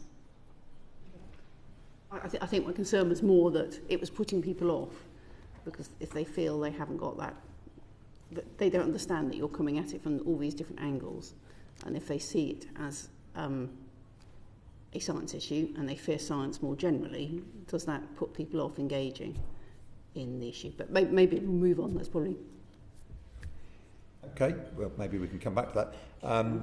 We move on to some questions about the media's role in countering economic fears with Luke Murphy. Thank you, Chair. Welcome to the panel. How much of a problem is media misinformation funded by fossil fuel lobbyists and other vested interests and malign actors a problem? Bob? I don't think the evidence is that the misinformation is primarily funded by fossil fuel. The main problem we have is ideological divisions now around climate policy and a desire to make it a culture war issue. Frankly, copying the dismal path that the United States has gone down on this issue. But there's been a very notable increase in the amount of opposition and misinformation in the media since the Uxbridge by-election. It started off as a misinformation campaign around the extension of the ULEZ, but then morphed into a campaign when the newspapers sensed that they could get away with a misinformation campaign on air pollution. They thought they could do it on net zero, and they've been basically carrying out that. And in my view, I think the evidence is very clear that one of the reasons why Rishi Sunak backtracked on climate policy in September 2023 is that because there'd been a concerted campaign by the right-leaning press, which had been publishing, there's no problem with them having their opposition, but it's the manufacture of fake news and the false information that they're putting out there that is leading to is essentially undermining democracy, because democracy depends on people having access to accurate information, and at the moment they're manufacturing a series of stories that are at best misleading and in many cases inaccurate. I've got lots of examples, but let me give you an example because it kind of has affected a complaint I've made to the Independent Press Standards Organisation, where an article by Andrew Neil last July claimed that the Committee on Climate Change had said that at net zero, 25% of our energy would still be coming from fossil fuels. Now, that's categorically untrue, but Andrew Neil has managed to get away with it, Ipso told me, because he said, well, the Prime Minister and the Energy Secretary at the time had made that claim, and therefore Andrew Neil is entitled to make that claim as if it were true. So we're seeing here a combination of different sources of misinformation, including, unfortunately, MPs, combining to create an overall environment in which we're having misinformation, make it incredibly difficult for the public to know what is true and what isn't. Roger, was that your experience as a journalist? Yeah, I think there's another issue which is about how information is used, and so there might be an issue in which there's a story where some facts and figures are given. And very often what will happen will be the presenter, and God knows it's a terrible job to be presenting in broadcast, but because you have so many issues to be expert with, the presenter won't know what to say to challenge some allegation that might be completely outrageous. So one of the things that I was suggesting in my 20-strong list was that there should be much better education for people who are communicating with the public from government, from local governments. I mean, it would cost money, of course, but I think it's necessary that people need to have the confidence to rebut claims which are clearly crazy sometimes and or challengeable at best. Anything you wanted to add? I would just say it's really important not to confuse political polarisation and quite a savage media debate with where people are at. And, you know, just relating to what I was saying earlier, the political polarisation does not mean that there's public polarisation. As I said earlier, the real picture is very different on that. I'll just pick up on that because at a previous panel when we had Luke Trill in front of us from More in Common, I was actually quite surprised at the degree to which he said that some of the breakdown in the consensus was actually leading to some more polarisation than maybe people had anticipated. So actually the leader of the Conservatives, you know, changing their position and coming to an anti-science view, I think, as Bob has suggested, and Reform taking the same position, actually has had an impact on their supporters. So it does have some, is it fair to say that it does have some effect on... Of course it has an effect, yes. So it has an effect both ways. So, you know, if influential people in the media or in politics are coming out with these, you know, very sceptical lines, then of course that will be picked up. And we've seen that as a sort of slight drop-off in the polling, for sure. In the citizens panels that we run, we do find some of the points that you mentioned, Bob, the misinformation coming through in terms of what people say about heat pumps or EVs or that sort of thing. Of course it has an effect. At the moment, though, that sort of overall concern for climate is holding up. But yes, I mean, I am worried that this does come through. It also would have an effect the other way, that if we have leaders in politics, in government, and other influential people as well, speaking up and making the case for climate action, then that bolsters people. So, you know, of course the influence is there. That is against the backdrop of quite strong support at the moment. It's, you know, and the UK population is in a different place from the US on that, for example. And just moving on to kind of broader media framing rather than misinformation, I think, Roger, you've highlighted this both in writing and sort of early on in your evidence, that is there a problem in that the media too often focuses on the short-term kind of economic costs and doesn't take into the wider kind of economic impacts of runaway climate change, adaptation, you know, the failure to, you know, the cost of failure to tackle climate change? How much does that play into, or is that a media problem, or is it just reflecting a wider political debate that struggles with long-termism and is often focused on short-termism? Well, we've had a very long unfolding of this debate. So when I look back, the first comment was from the sceptics was the world isn't warming. This is a misreading of the temperatures. And then it was, oh, well, okay, maybe the world is warming a bit. Or maybe these are stretched over years, okay? So then maybe it is warming a bit, but humans nothing to do with it. And then, oh, well, maybe humans are to do with it, but they're not much to do with it. And again, stretching over years, and the debate slowly unravelling. And eventually they get to, well, very, very grudgingly, well, well, you know, perhaps humans are responsible in some way, possibly, but anyway, we can't afford it. And that debate has been deliberately dragged back. So in Bush's time, Bush Jr., George Bush sought advice on what he should do about the growing opposition to oil and gas and the growing concern about climate change. And he was told by his pollster, you don't need to worry about it, you can't win the debate, but how you can win is by keeping the debate going. That's all you need to do, is keep the debate going, because that will stymie any calls for action. Now, the UK has been incredibly brave. I think we should give credit to past Conservative governments, as well as Labour, for the support they've given to sensible policy on this. But we've now reached the stage where they're arguing about nitty-gritty with pounds and pence, which they weren't really arguing before. It's much more detailed. And there may be, as I said earlier, there may be some point in it. That's the true cost of wind, for instance, may have been underestimated. But goodness knows, every economic forecast is different from the other one. And you put different numbers in, you get different numbers out. But going back to your point, the costs of inaction are absolutely unbelievably bad. The Institute of Actuaries are warning that unless we do something very major, that between 2050 and 2070 there'll be a 50% hit on GDP. Well, what? Why is this not headline news everywhere? That's what presenters need to be asking.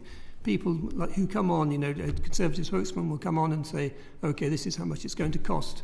And we're going to withdraw the word withdraw words from the North Sea Authority, and this is how we're going to deal with it. And what we need to do is to ask them, well, what do you think we should be doing to combat this terrible crisis which threatens human society? What should we be doing? Not just saying, okay, we'll pull out. Can I make the point? Can I just ask a quick follow-up as well to incorporate in your comments? It's just on what should government and Parliament be doing. You mentioned the thing about Andrew Neil, but there are questions around freedom of speech, etc., that others would argue around. So what should government be doing to ensure that there is a genuinely reflective debate within the media around the economic costs and of taking climate action, but also that the much more significant costs of inaction? What's the role for Parliament and government in that? Well, our media regulation, our newspaper self-regulatory system is broken, has been broken since Leveson and the failure to follow through on it. And we now have a fractured system of dealing with complaints. The Independent Press Standards Organisation, for instance, is a misnomer. It's a complaints handling service for their subscriber newspapers. They are demonstrably not upholding the Editor's Code of Practice, which requires newspapers to take care not to publish inaccurate and misleading information. And indeed, the point you made that everything's a matter of opinion, so you can make any statement, no matter how wrong it is, and claim that it's a freedom of speech issue, is profoundly damaging to public debate. We have to take seriously facts and evidence, because that's the only way you reach rational decisions. The government needs to explain its policies much more clearly, and it needs to talk much more about climate change. It's notable that Reform UK, when Richard Tice was leader, had a manifesto that gave a page to climate change denial, straightforward denial of the impact of human activities on climate change. When Nigel Farage took over as leader, he deleted that page, and when he goes in public, he won't talk about the science, because he knows that the majority of the public support action on climate change and accept the evidence.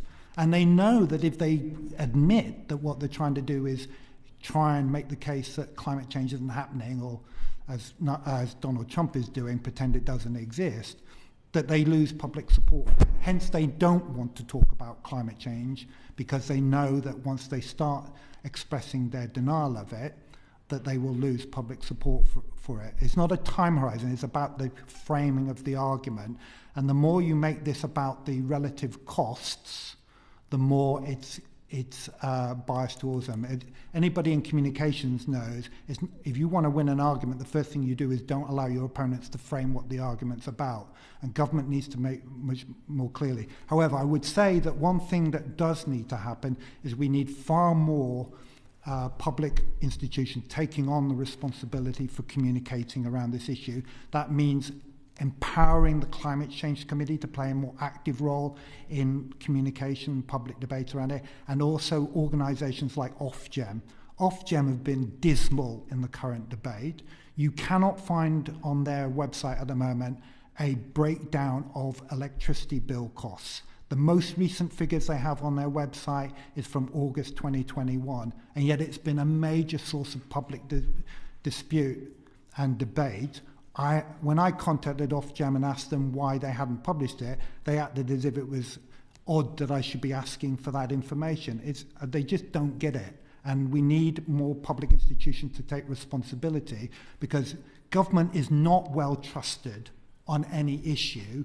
It needs to explain its policies, but we need trusted public institutions as well that consumers and citizens can go to and think that information is accurate, and they have no vested interest in providing distorted information. Just very briefly on Richard Tice, his latest tactic is to say, if asked about the science of climate change, he's saying, oh, well, I'm not really expert in that, so I can't really comment. I just wanted to make the point that is obvious but often overlooked, that the main way a government communicates is through its policy. This isn't about a government comms strategy, this is about what a government does. And so the more that that political leaders can do to show rather than tell that they're taking action on the climate crisis, and to show how that aligns with economic goals and social goals, the better. And if there is that confident leadership, then people will respond to it. The problem is that if that leadership isn't forthcoming, there is a vacuum, and we know that that's then can be easily filled by misinformation. So I think it's absolutely legitimate to think about policies not only in terms of, do the cost benefits stack up, is it economically the right thing to do, but also, is this an engaging and motivating policy? And the things that were talked about in the previous committee around community ownership of renewable energy, some local public transport provision, those kinds of things are visible, motivating, positive, help people with their lives and bring emissions down. So this isn't do we sell it on climate or do we sell it on other benefits? It's not an either or, it's emphatically a both and the more that you can connect with those other priorities that people have in their lives and the other political priorities, the more you get on the front foot about that leadership, and the harder it is for the for the sceptical voices to get a hold. Thank you. Thank you very much. Claire Young. Thank you, Chair. I'll start with Bob on this one, because you've already mentioned credible messengers. So who do you think those credible messengers are that the government could deploy to counter attacks? And I'm thinking here particularly on the energy transition as opposed to the climate crisis itself, but looking more at the energy transition. And how should their impact be evaluated? So let me make a distinction between messengers who are out there to defend government policy and the messengers who are out there to help the public understand more firmly the issues that they have to kind of make decisions about. The two are not the same at all, and part of the problem is blurring of that distinction. That's why I mentioned the importance of the Climate Change Committee and Ofgem, which are supposed to be primarily supporting and helping the public.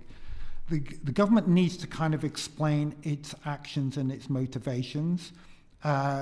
Some will be easy to explain, others will not. I think the government's explanation around the ban on exploration is very poorly explained at the moment and needs to be much more firmly explained. There is a logic to it. One can understand that if the International Energy Agency has made quite clear we already have enough oil and gas reserves to blow through the budget for 1.5 degrees. There's no justification for further exploration. The UK needs to demonstrate by leadership that it's willing to not do any more exploration, and the mismatch between granting domestic licenses but supporting a 1.5 degree target was something that the last government didn't explain. That kind of incoherence and inconsistency in government policy between their action, what they do and what they say, as Rebecca said, leads to distrust of government and a lack of support for actions, particularly if the public are being asked to do things where they think they're bearing some of the burden. The last panel emphasised, and this it comes across time and time again, the majority of the public are willing to support and indeed make sacrifices themselves if they feel that it's well worth it and that they feel that it's fair, that everybody else is doing their fair share. When government policy comes across as confused or incoherent and inconsistent, then it undermines public understanding and public trust and the public willingness to participate in doing this. So, but there is a distinction between communication around justification of public policy and building public knowledge and understanding of the issues in which they need to kind of participate as part of the democratic process. You mentioned Ofgem and the Climate Change Committee as being people who should be helping the public to understand things, but do you think the public see them in that light? They don't at the moment because they're invisible. I mean, the Climate Change Committee, and what is really regrettable at the moment, so I was on LBC a few weeks ago talking about climate change, and before me was Grant Shapps, a former energy secretary who went on and tried to discredit the Climate Change Committee, accused it of being biased. I mean, that was disgraceful. The Climate Change Committee is a demonstrable independent expert body who's tasked with providing information to government and to Parliament with independent expert advice. And I think anybody who knows anything about it can see that they bend over backwards, but they essentially do not engage in communication because it's outside their remit. Frankly, they would command greater respect, I think, and gain more trust than any government department or government minister is able to do. And Ofgem, it should be absolutely key to their current operation that they should be trying to seek good public understanding of the issues around our energy bills. They should be front and centre of it. They're virtually absent from the discussion at the moment, and that's just it's just hopeless. Because as Rebecca pointed out, in the absence of good, reputable, authoritative information, it gets filled with crap and misinformation. I've tried to engage the Royal Society on this because I think they're probably trusted, but then they're not interested because it's far too controversial. I'm dubious about whether the public or all of the public would be completely trusting of the Climate Change Committee because they've got climate change in their title and they were set up by a government. So I think there may be some residual distrust there. And, you know, I would think the more articles or press launches or initiatives you could get coming through the OBR or the Institute of Fiscal Studies, the better, because they are kind of, you know, our business correspondents will recognise them as being reputable in a way they probably wouldn't do with the Climate Change Committee. Rebecca, did you have anything to add on the subject of messengers? In terms of the role of regulators and so on, we did some work specifically on this, looking at policies to manage advertising of high carbon products and services, and people strongly felt that they wanted advice, and the organisations they wanted in the driving seat were basically, they wanted them independent from the industry and independent from government. So there's quite a lot of support for that sort of arm's length approach. So you wouldn't support local business leaders, for example, as being useful messengers in this? One thing I was reflecting on in terms of the previous session and this one so far is that there hasn't really been a discussion about local leadership. I think the evidence on this is pretty clear that the more that you can, I mean, Polly, you know more than anyone about this, but the more that you can give powers and responsibilities to local areas to shape climate responses in ways that work for those communities. And yes, that includes involving local business leaders and local politicians. We've seen this happen effectively in some of our big cities, for example. That's really, really effective. And so I think that the climate agenda, and to a certain extent the energy agenda, has to be one of devolving powers and responsibilities, not least because people have that connection to their local area. And I think the last thing I'd say is, the trusted messengers par excellence have to be people themselves, which is why it's a real missed opportunity of Climate Assembly UK, for example, much as I and others tried, that you have then 100 people who have been through this process, but are still part of the community that they came from, just sort of, having been through this experience.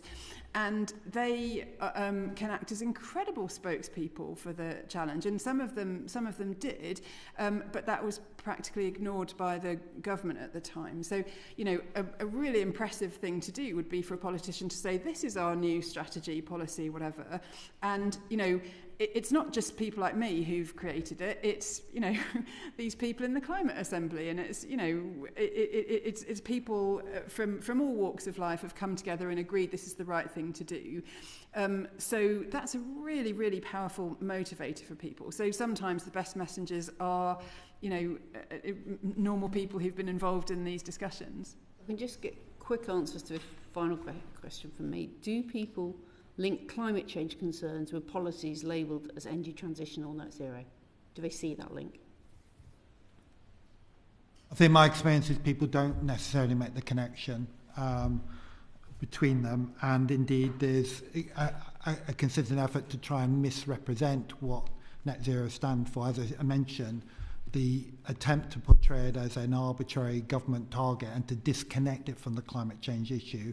I mean, net zero means stopping climate change. If you're against net zero, you're against stopping climate change. That's what should be happening every time a government minister talks about net zero. It's about stopping climate change. There's overwhelming public support for it.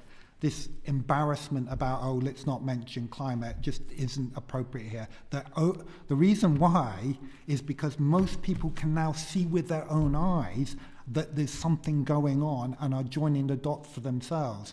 So talking about climate change actually is a real benefit in explaining the justification for action. It's not a problem to be hidden.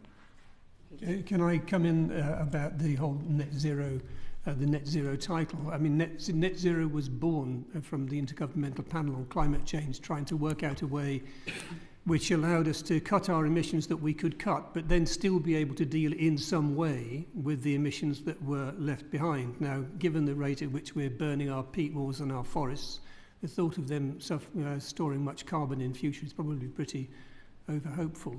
But if I had the choice, I mean, if you went to any comms expert when you were launching policies on this, they would have said, don't use net zero, people won't understand it. And if they don't understand it, they won't trust it, and then you'll be in trouble. And that's exactly what's happened. People don't know what net zero is. And once you mention net zero, they look puzzled, and then you have to say what it is. And what it is complicated. And it opens then a whole load of other questions. You can't afford to have a title which opens 3 tiers of questions. It has to be something really simple. Like, for instance, Ed Miliband has obviously recognised this, because over the past several months now, he's been not using net zero so much and concentrating on health benefits, people having warm homes, cheaper bills in the longer term. That's where he's looking, and that's, I think, where the polling suggests that he needs to look, so I think he's on the right track. But he needs to be backed up by others in government and around government, as Bob was saying. And I would put a ban on net zero unless it was absolutely necessary. I'd use, he's using the phrase clean something or other, I can't remember what, but I'd call it probably clean economy or clean industry, not industry, clean economy. You could kick the idea around. But that, for me, that should be what the government are talking. And then if they come on and say, well, we're trying to go for this clean economy, people want that, and then somebody, opposition member comes on and says, oh no, we don't want net zero, then actually that throws a balance in favour of the government in the first place, I think. Anyway, I'd love to see that debated. Yes, it's in the name of the department, of course. Which is, yeah, well, they could change that in the next 5 minutes. Thank you. I wondered if part of the problem with the Climate Change Committee, not only the fact that it has climate change in the title, it is seen as being a bit preachy. When it came out with its first report, it basically told people, well, you can't eat burgers. There's lots of things that you do in your normal life for normal people that you will not be able to do, should not be doing, should be reducing, should be making massive changes, which felt very authoritarian. So as a trusted voice, has that been ruined as a result of that report? So let's just be clear, the Climate Change Committee never said any of those things. It didn't say you can't eat meat. Part of the problem has been people misrepresenting the findings of the Climate Change Committee. It's an inaccurate paraphrase. Of what people... It's a misrepresentation. Well, it isn't a misrepresentation when the takeaways are that, from that report. No, the takeaways are the ones you've described are the people who want to create opposition to it. So I don't think that's true. I mean, I genuinely don't think that is true. I have to say, I think that was a piece of information that has stuck with people. Do you think they shouldn't have mentioned diets at all? Can I come in here with my CCC role? Yes. Is that all right? So the CCC, the Climate Change Committee, has the job of advising Parliament and Government on a carbon budget trajectory and offering advice on how that could be met. And most importantly, putting forward a solid base of evidence which shows that those targets are desirable and achievable. Right? It absolutely does not dictate policy. So its aim is to put that very rigorous information in the public domain for Parliament and Government, and decisions about how different policies are developed is absolutely up to the Government and Parliament. As part of that process, it's incumbent on the CCC to look at what the options are. I would actually say that if you look at their carbon budgeting process, that they're pretty conservative about some of those measures that you might call sort of behaviour change or energy demand reduction, because so far there hasn't been very good evidence on what those levels of reduction could be. So part of my work with the CCC through the development of citizens panels is to provide better social research so that we do get an idea of exactly that, what dietary change people might be interested in, whether or not people would support different approaches to pricing air tickets in such a way that reflects the climate costs of aviation, those sorts of things. So the CCC has been testing that out through social research, but it's absolutely up to government to make the policies. And the earlier in the evidence session you were saying about information being selective, incomplete, misleading, and I wonder, to what end? What is the purpose behind that misinformation? The individuals who do that, what do they gain from it in your views? Or is it unintentional? Well, I'm sure it's always difficult to know what people's motivations are, and it's dangerous trying to ascribe motivations to it.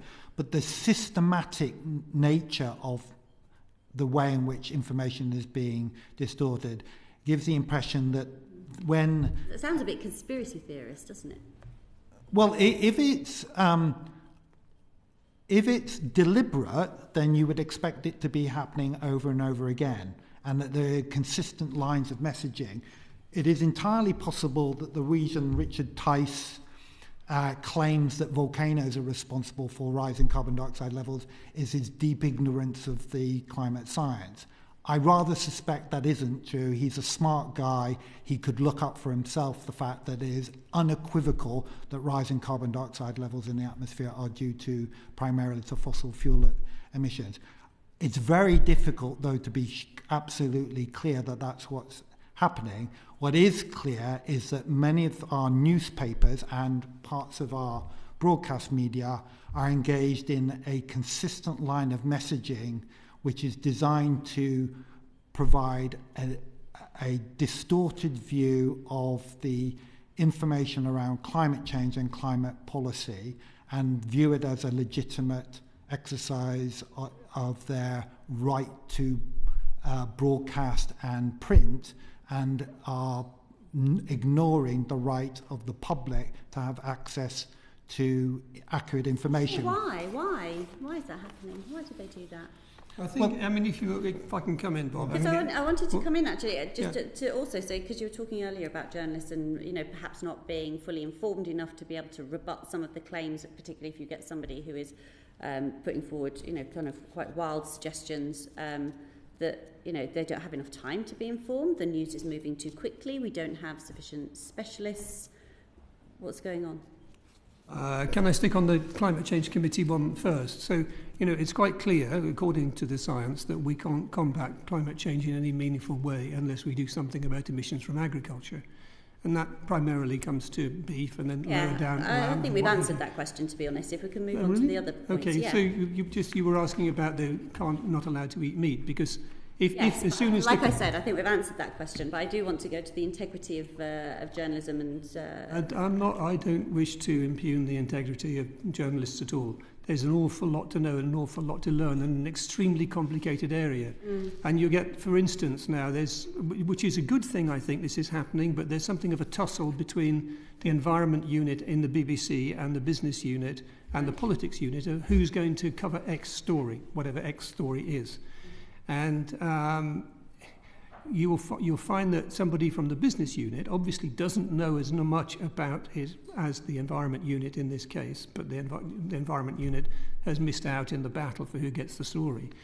So you're left with somebody potentially less well informed, but also striving to meet BBC impartiality standards, and therefore being very careful of saying, the Conservatives say, well, it's going to cost X amount, or Labour say it's going to cost Y account.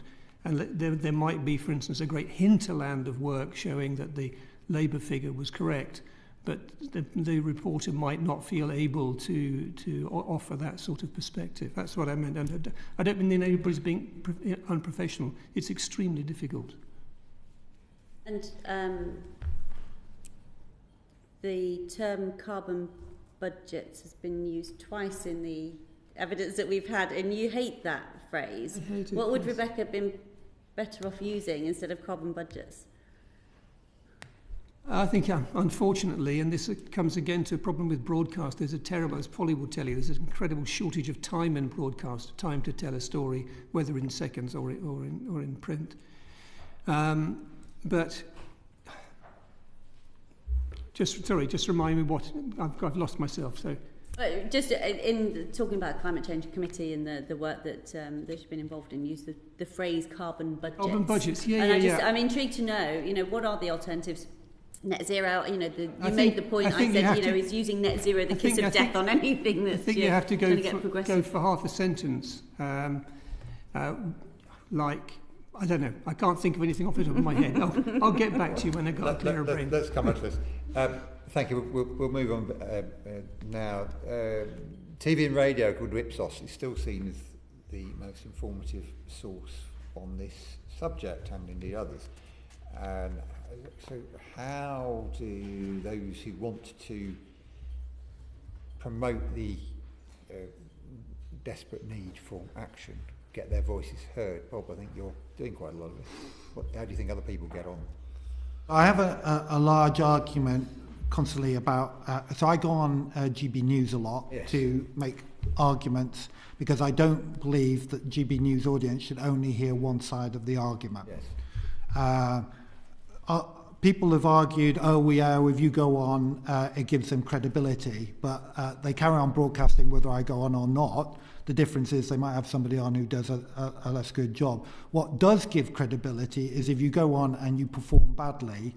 And part of the problem with the climate community is they think, and particularly with scientists, they think that because they're right, they win an argument. Frankly, if you think you can win an argument by being right, you've never been in a loving relationship. Essentially, the issue is that you need more people who know how to argue properly and debate in the public debate. And indeed, we have been training climate scientists how to debate properly. And you need more people to be willing to do this, because you've got to have that debate. Now, there is a requirement through the broadcasting code, a legal requirement, again, for broadcast news and on TV and radio to be accurate.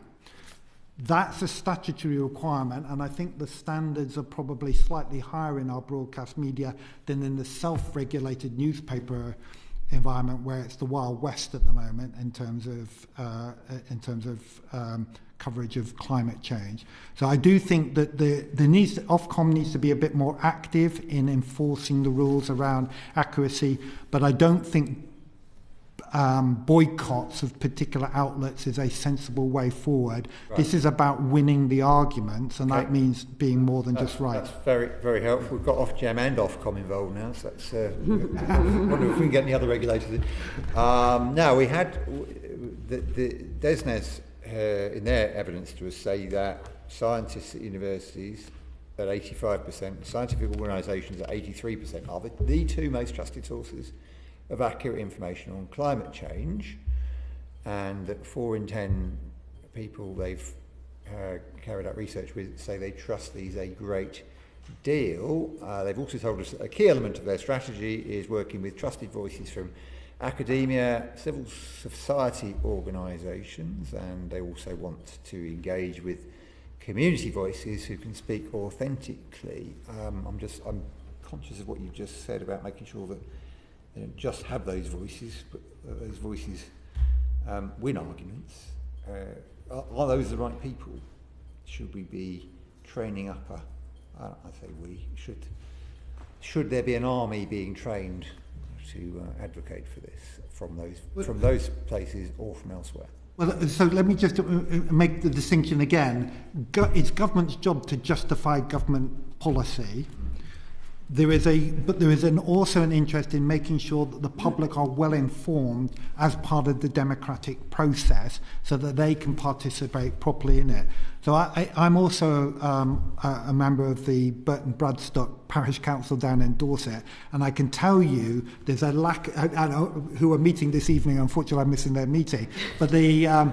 Part of the challenge we have at local level now, and a lot of the implementation of the energy transition is a local issue, is the complete absence of a communication strategy there at the moment. And it's very difficult. I had an argument where Dorset Council came to us and wanted to install one public charging point, EV charging point in the village for free, Branbury.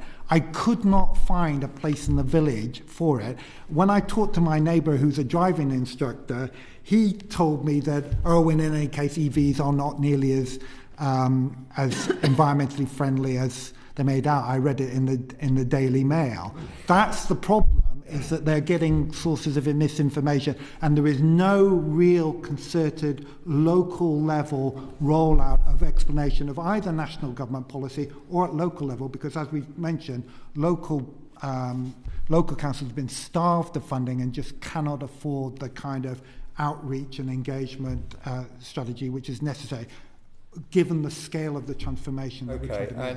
And do you, the three of you, agree that local sources of information are more likely to be trusted than Definitely, yes.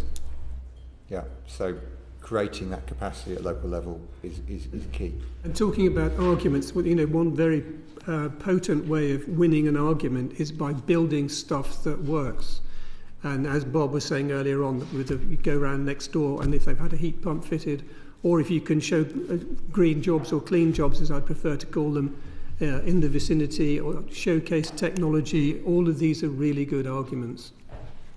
Can I just make the point that there is a massive also local misinformation campaign going on.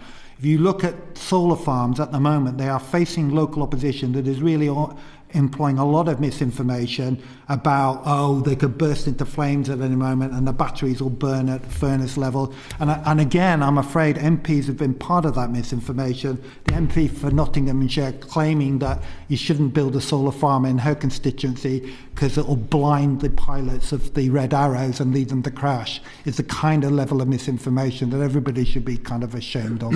Yeah, before I hand over to Polly Billington, Rebecca, anything to add on those questions? I mean, obviously, as a university professor, I'm basking in those levels of approval. But I would say that not necessarily in terms of at the level of sort of everyday communication, but certainly in our decision-making processes, we have to give priority to really good information. One of the reasons that academics are trusted is because we're held to very high standards, peer review, ethical standards, and so on. That I saw this firsthand in the legal process around the Cumbria coal mine, which I was involved in. That we had very eminent scientists and economists making the case based on the science that opening a new coal mine is incompatible with our international commitments, and yet that was countered by evidence that was brought forward by the mining company with people without those same credentials and treated sort of in the same way. So we absolutely, in terms of our official decision-making processes in Parliament, in judicial procedures and so on, we absolutely need to be discriminating between, good quality evidence and the rest. Just before I go to Polly, Roger, this point about non-equivalent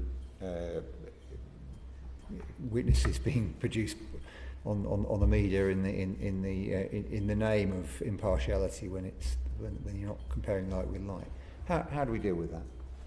No, it was a really big problem in the early days when I was reporting the climate change debate, because editors would come and say, where's the skeptic voice here? And I had a producer from 5 Live come and say his editor had told him that he would be sacked if he didn't find somebody to say the story was rubbish.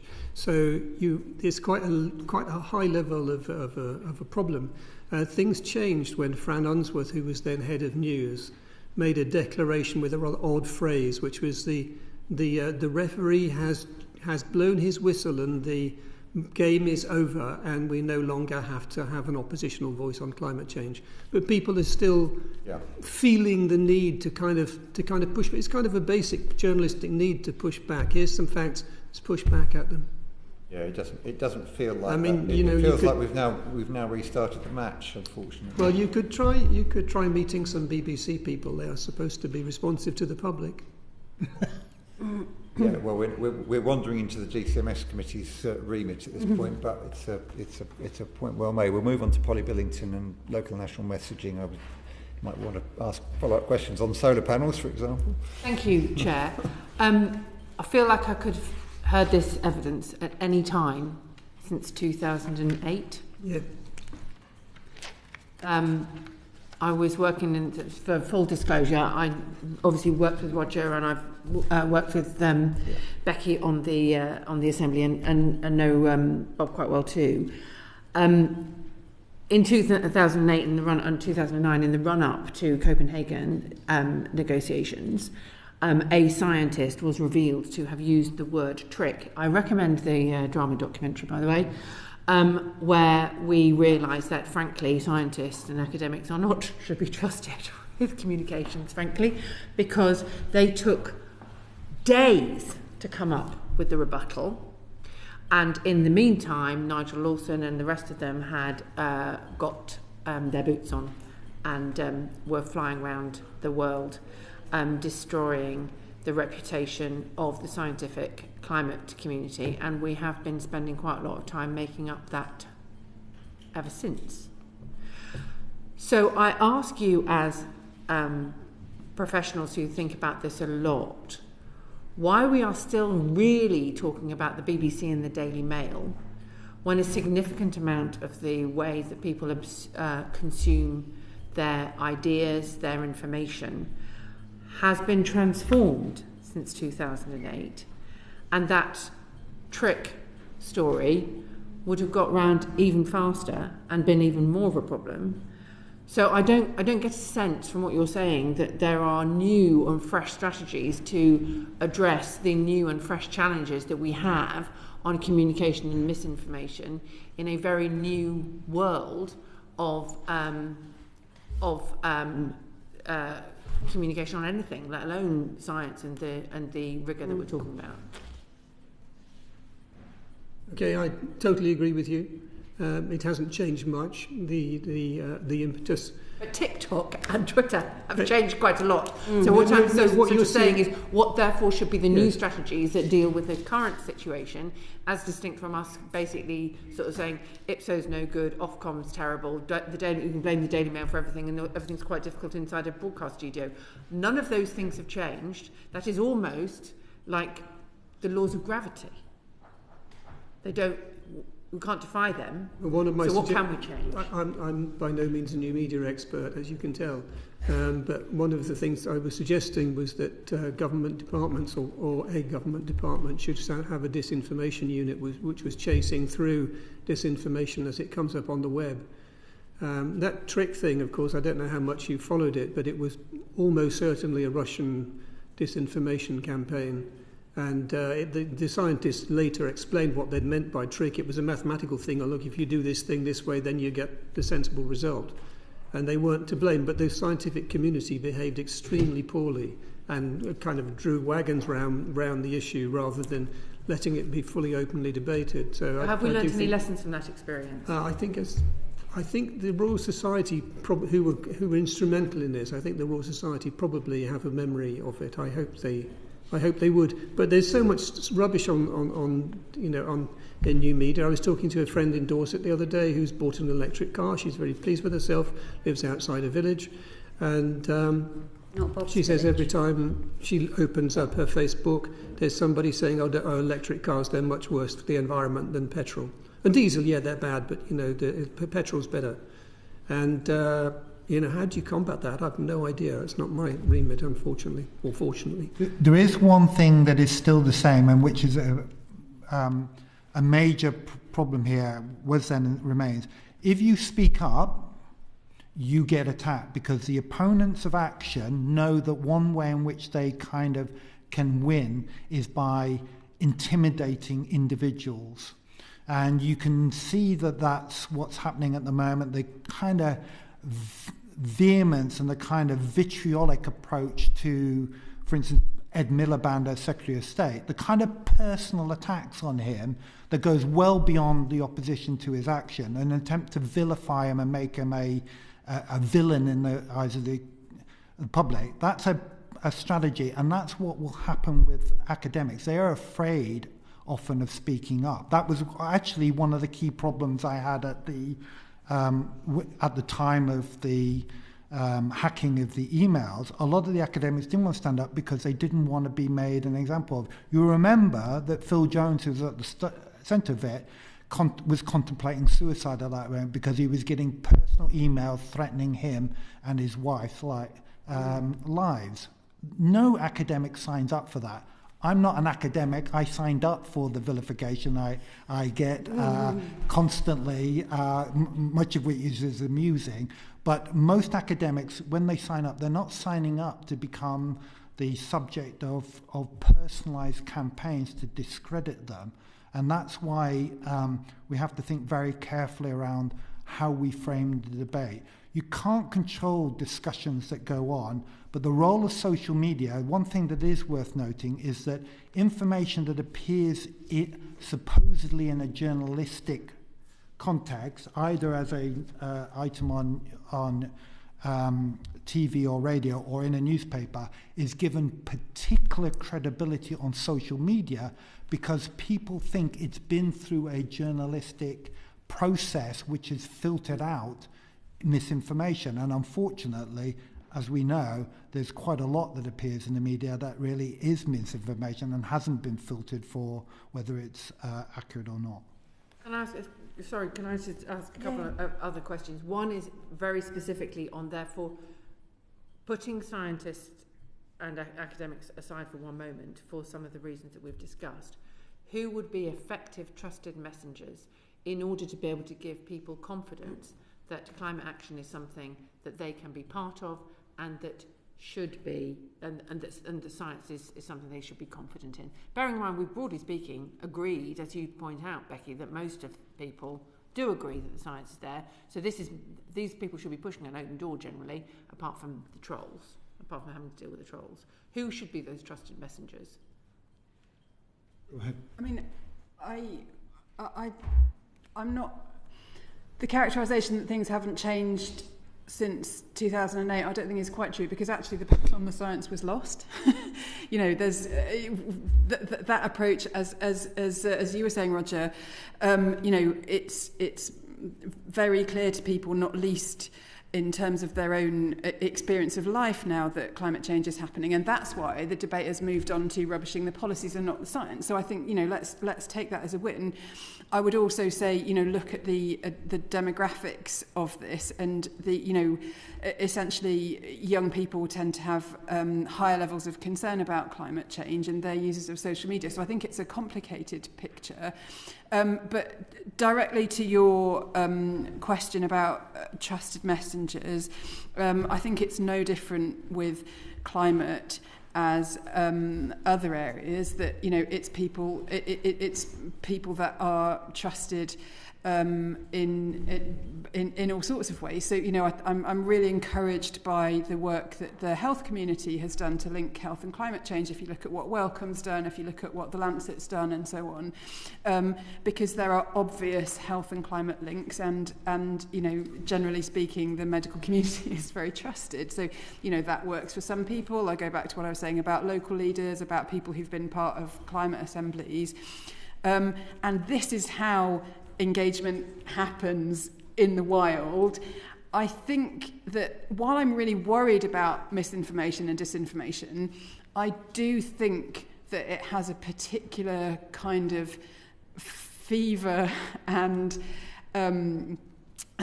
character between essentially elites, including in this place, in the media, particularly the commentary places. And so it is actually old media where a lot of this is coming through, and that's what's influencing the political dynamic. I think if you're talking about public engagement, then you're looking at a much wider ecosystem of trusted messengers who could be used.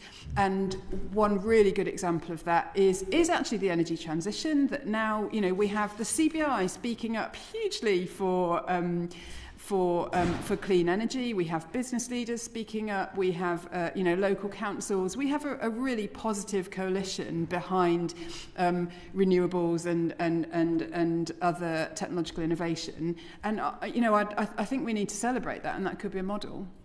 Can I ask one last question, which is going to sound weird in the context of asking about local stuff, but it's actually the politics of despair, which is driven by what about China? Which is undermining almost all of our policy arguments, in that however many thousand people died of heat stress this summer, how much people's feeling about powerlessness is one of the biggest drivers of other levels of anxiety around other things. Climate, and what we've got at the moment is a real politics of despair. How do you think we can and should counter that? Well, my people who we're training to be knowledgeable about climate change will have a ready list of answers to questions like that. The China one is actually easily answerable. The one that's much less easy to answer is, if we're doing it, why isn't Norway? That really is a tricky one.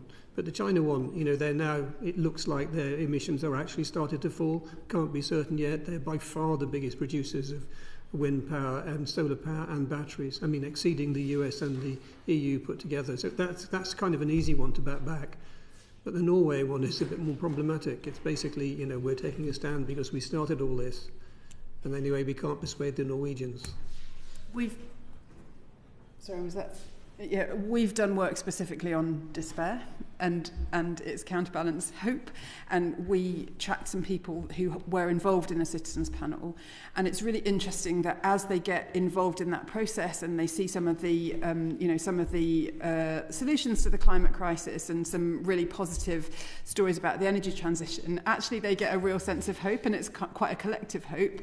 Unfortunately, if nothing happens afterwards, then they lose that and they become cynical and distrustful. But there is a model there where, if you put forward this idea that there are answers, they are ones which improve quality of life in various ways, that improve local areas, that bring clean jobs in, and so on. That's very motivating. So I think that those questions about what about China and so on are bound to come in if you paint this as an agenda of sacrifice. But if you start by government saying, rather than can you change your behaviour and make sacrifices, please, if government comes in and says, we understand that you're worried about the climate crisis and you want to be part of the solution, it's our job to help you do that. That's a really motivating message. There is one gap I'd like to just point out at local level, and that's the practicalities of things like getting heat pumps installed and solar panels and so on. The consumer journey is still awful. Trying to get trusted, independent advice about what you need is just not available, and it's a significant, in fact, I think it's a bigger barrier at the moment than the cost to the implementation. It's really difficult getting it. You cannot rely on private sector suppliers. They often don't give you accurate advice. They try to sell you the product that they want to do. And so it would be very helpful if government looked at setting up some kind of independent ombudsman that could be present locally and to which consumers could go for advice about it. That would be a major undertaking, but frankly, I don't see any way of us increasing the deployment rates of the technologies we need. Polly and I had a discussion on Twitter, surprisingly constructive, about the difference between air-to-water and air-to-air heat pumps, which I think most consumers are unaware of, but which is a major policy issue that ought to be being discussed, because air-to-air allows you to use it to deal with heat in the summer as well, in a way that air-to-water can't. Thank you. Uncle Crichton. Thank you, Chair. And I have to kind of respectfully disagree with Polly. I think we have heard some news today from you, and it's almost 6 o'clock, so I can do a news summary. You've told us that 3,000 or 4,000 people will have died this summer because of climate change. Yeah. You've told us that the GDP will fall off a cliff by 2070 unless we take action. You've told us as a political class that we perceive opposition to climate change to be double what it actually is. We've broken a news embargo.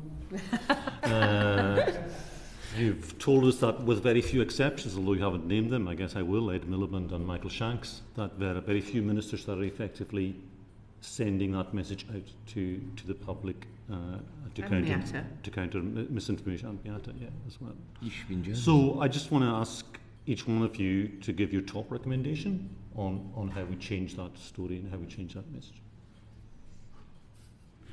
On the other end. I'm happy to start. I would. I think that my top recommendation would be to include people as equal partners in decision making. Stephanie at the previous session talked about a sort of permanent assembly or panel. That's one way of doing that. Making it very clear that this is, government and people working together to solve a common challenge. That would be my number one recommendation. We need to engage far more institutions, nationally and locally, in the engagement process and communication.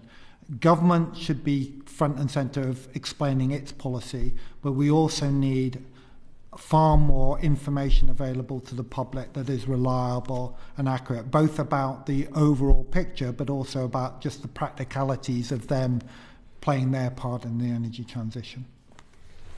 I would like to scrap the phrase net zero, except in exceptional circumstances, replacing it by clean economy. And I would also, and this is two and it's a cheat, but never mind, I'm here. I would like people to start stressing the costs of inaction, because that's a really powerful rebuttal. Thank you all for your very lucid and Thank you passionate very evidence. much. That was very, very helpful. Well, thank you again.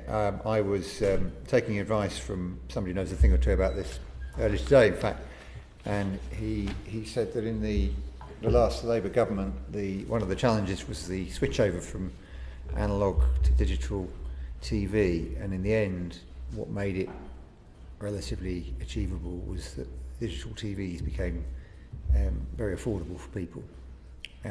Is this a very significant part of the challenge, that it just isn't attractive enough for people to make the transition. That's certainly true at the moment in many cases. And there's also, I mean, there are myriad problems. I don't want to go into them all. That's cost, but cost is a major one. I mean, people will understand about an investment, and government should help poorer consumers. But one of the major problems we have at the moment is the fact that electricity is twice as the price of gas, and that the current price of electricity has piled onto it all the levies, including the warm home discount, which was the single biggest factor in the increase in bills announced by Ofgem, which was ignored by the newspapers. The warm homes discount helps poor consumers with their gas bills, and yet it's levied on electricity bills. It doesn't make any sense. We need people to get off gas and onto electricity, and no amount of communication is going to explain the illogical nature of having electricity twice the price of gas. We've heard about that on our other inquiry, the cost of energy. So yeah, thank you, Rebecca. Yeah, I mean, I echo those points. I think cost is a factor, of course, but it's by no means the only one. There's the need for clear information. There's knowing that you're part of something more collective. There's thinking of this as, as a citizen rather than a consumer. These are all things which are more likely to make people want to be part of that transition. So whenever, in all our research on this, and we've looked at a whole suite of policy areas, that's a very common pattern. I'm willing to play my part. Of course cost is an issue, but actually if the wider framework is such that that you make the decision easy for me, I'm happy to do it. Yeah, thank you. I think my final question is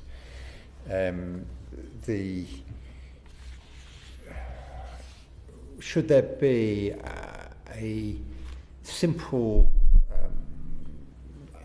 analysis that is in writing, that is very easy to communicate, that maybe even picks up the recommendations you just made to us, amongst others, that is widely available both nationally and locally, and who should produce it?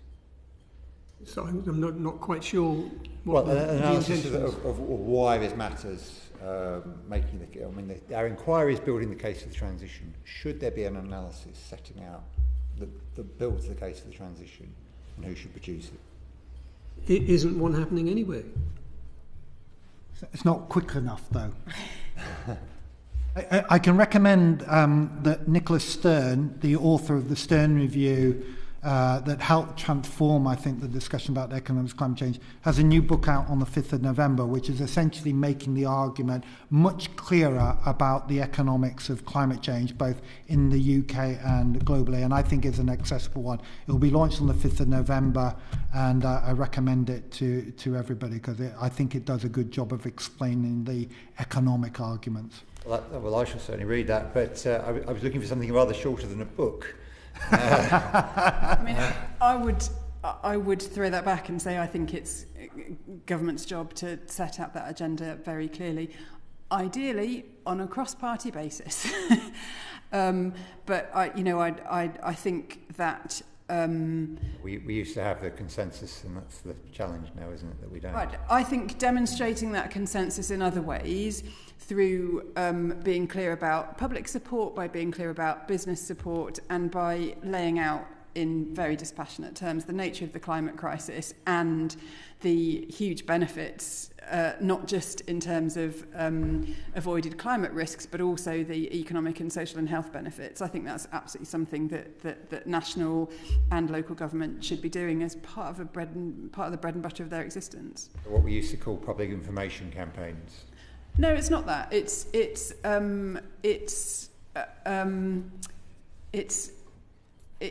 not saying it. It's not proselytising. It's just making it self-evident in what you do.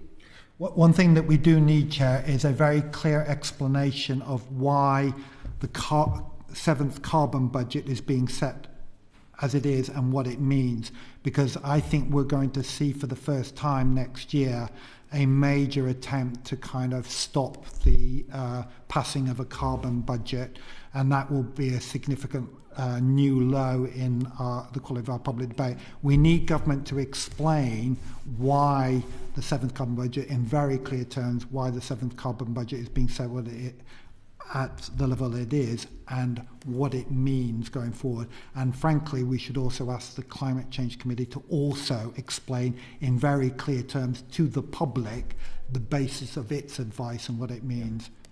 Thank you. I will leave, Roger, you with the last word. Is there anything that we haven't covered today? That's quite a while. That could take a while, but is there anything particularly that we haven't covered today that you want to leave us with? Well, I'll just throw you some of the embargoed stuff. I'm trying to tread carefully around this, but I'd like to share it with you. From 2023 to 2025, 58% of people on average say the climate and environment crisis is a matter of great concern. Yet the main traditional broadcasters covered the issue in just 35% of their TV and radio programmes. Now, of course, you can't make a programme by public opinion, but that's an interesting point anyway. By the way, that includes reports containing the merest mention of climate change. So they just said once, and that goes as a tick. And then interest-only spikes around extreme weather or net zero. Even then, analysis shows that energy stories often don't even mention the climate, to your point, Chair, leaving audiences without vital context. During last year's Valencia floods, I said this before, I'll say it again, just 4 out of 15 News at 10 programmes connected the story to climate change. Public concern about crime is around the same as climate change, but broadcasters covered the topic in around 90% of their programmes, in contrast. I'm also concerned about, in major news programmes, just how few there are of leads, how few lead stories there are, where the story, normally it comes up in the bottom half of the bulletin and is looked to be some tricksy new way of talking it. We've got to find ways of broadcasting it higher. Right. Well, thank you all very much indeed. It was a long session, but a very valuable one. And we very much appreciate the evidence you've given us. I will encourage all of you, as we always do with our witnesses, other things you wish to add, please write to us. I dare say that you won't need any encouragement to do that. And thank you.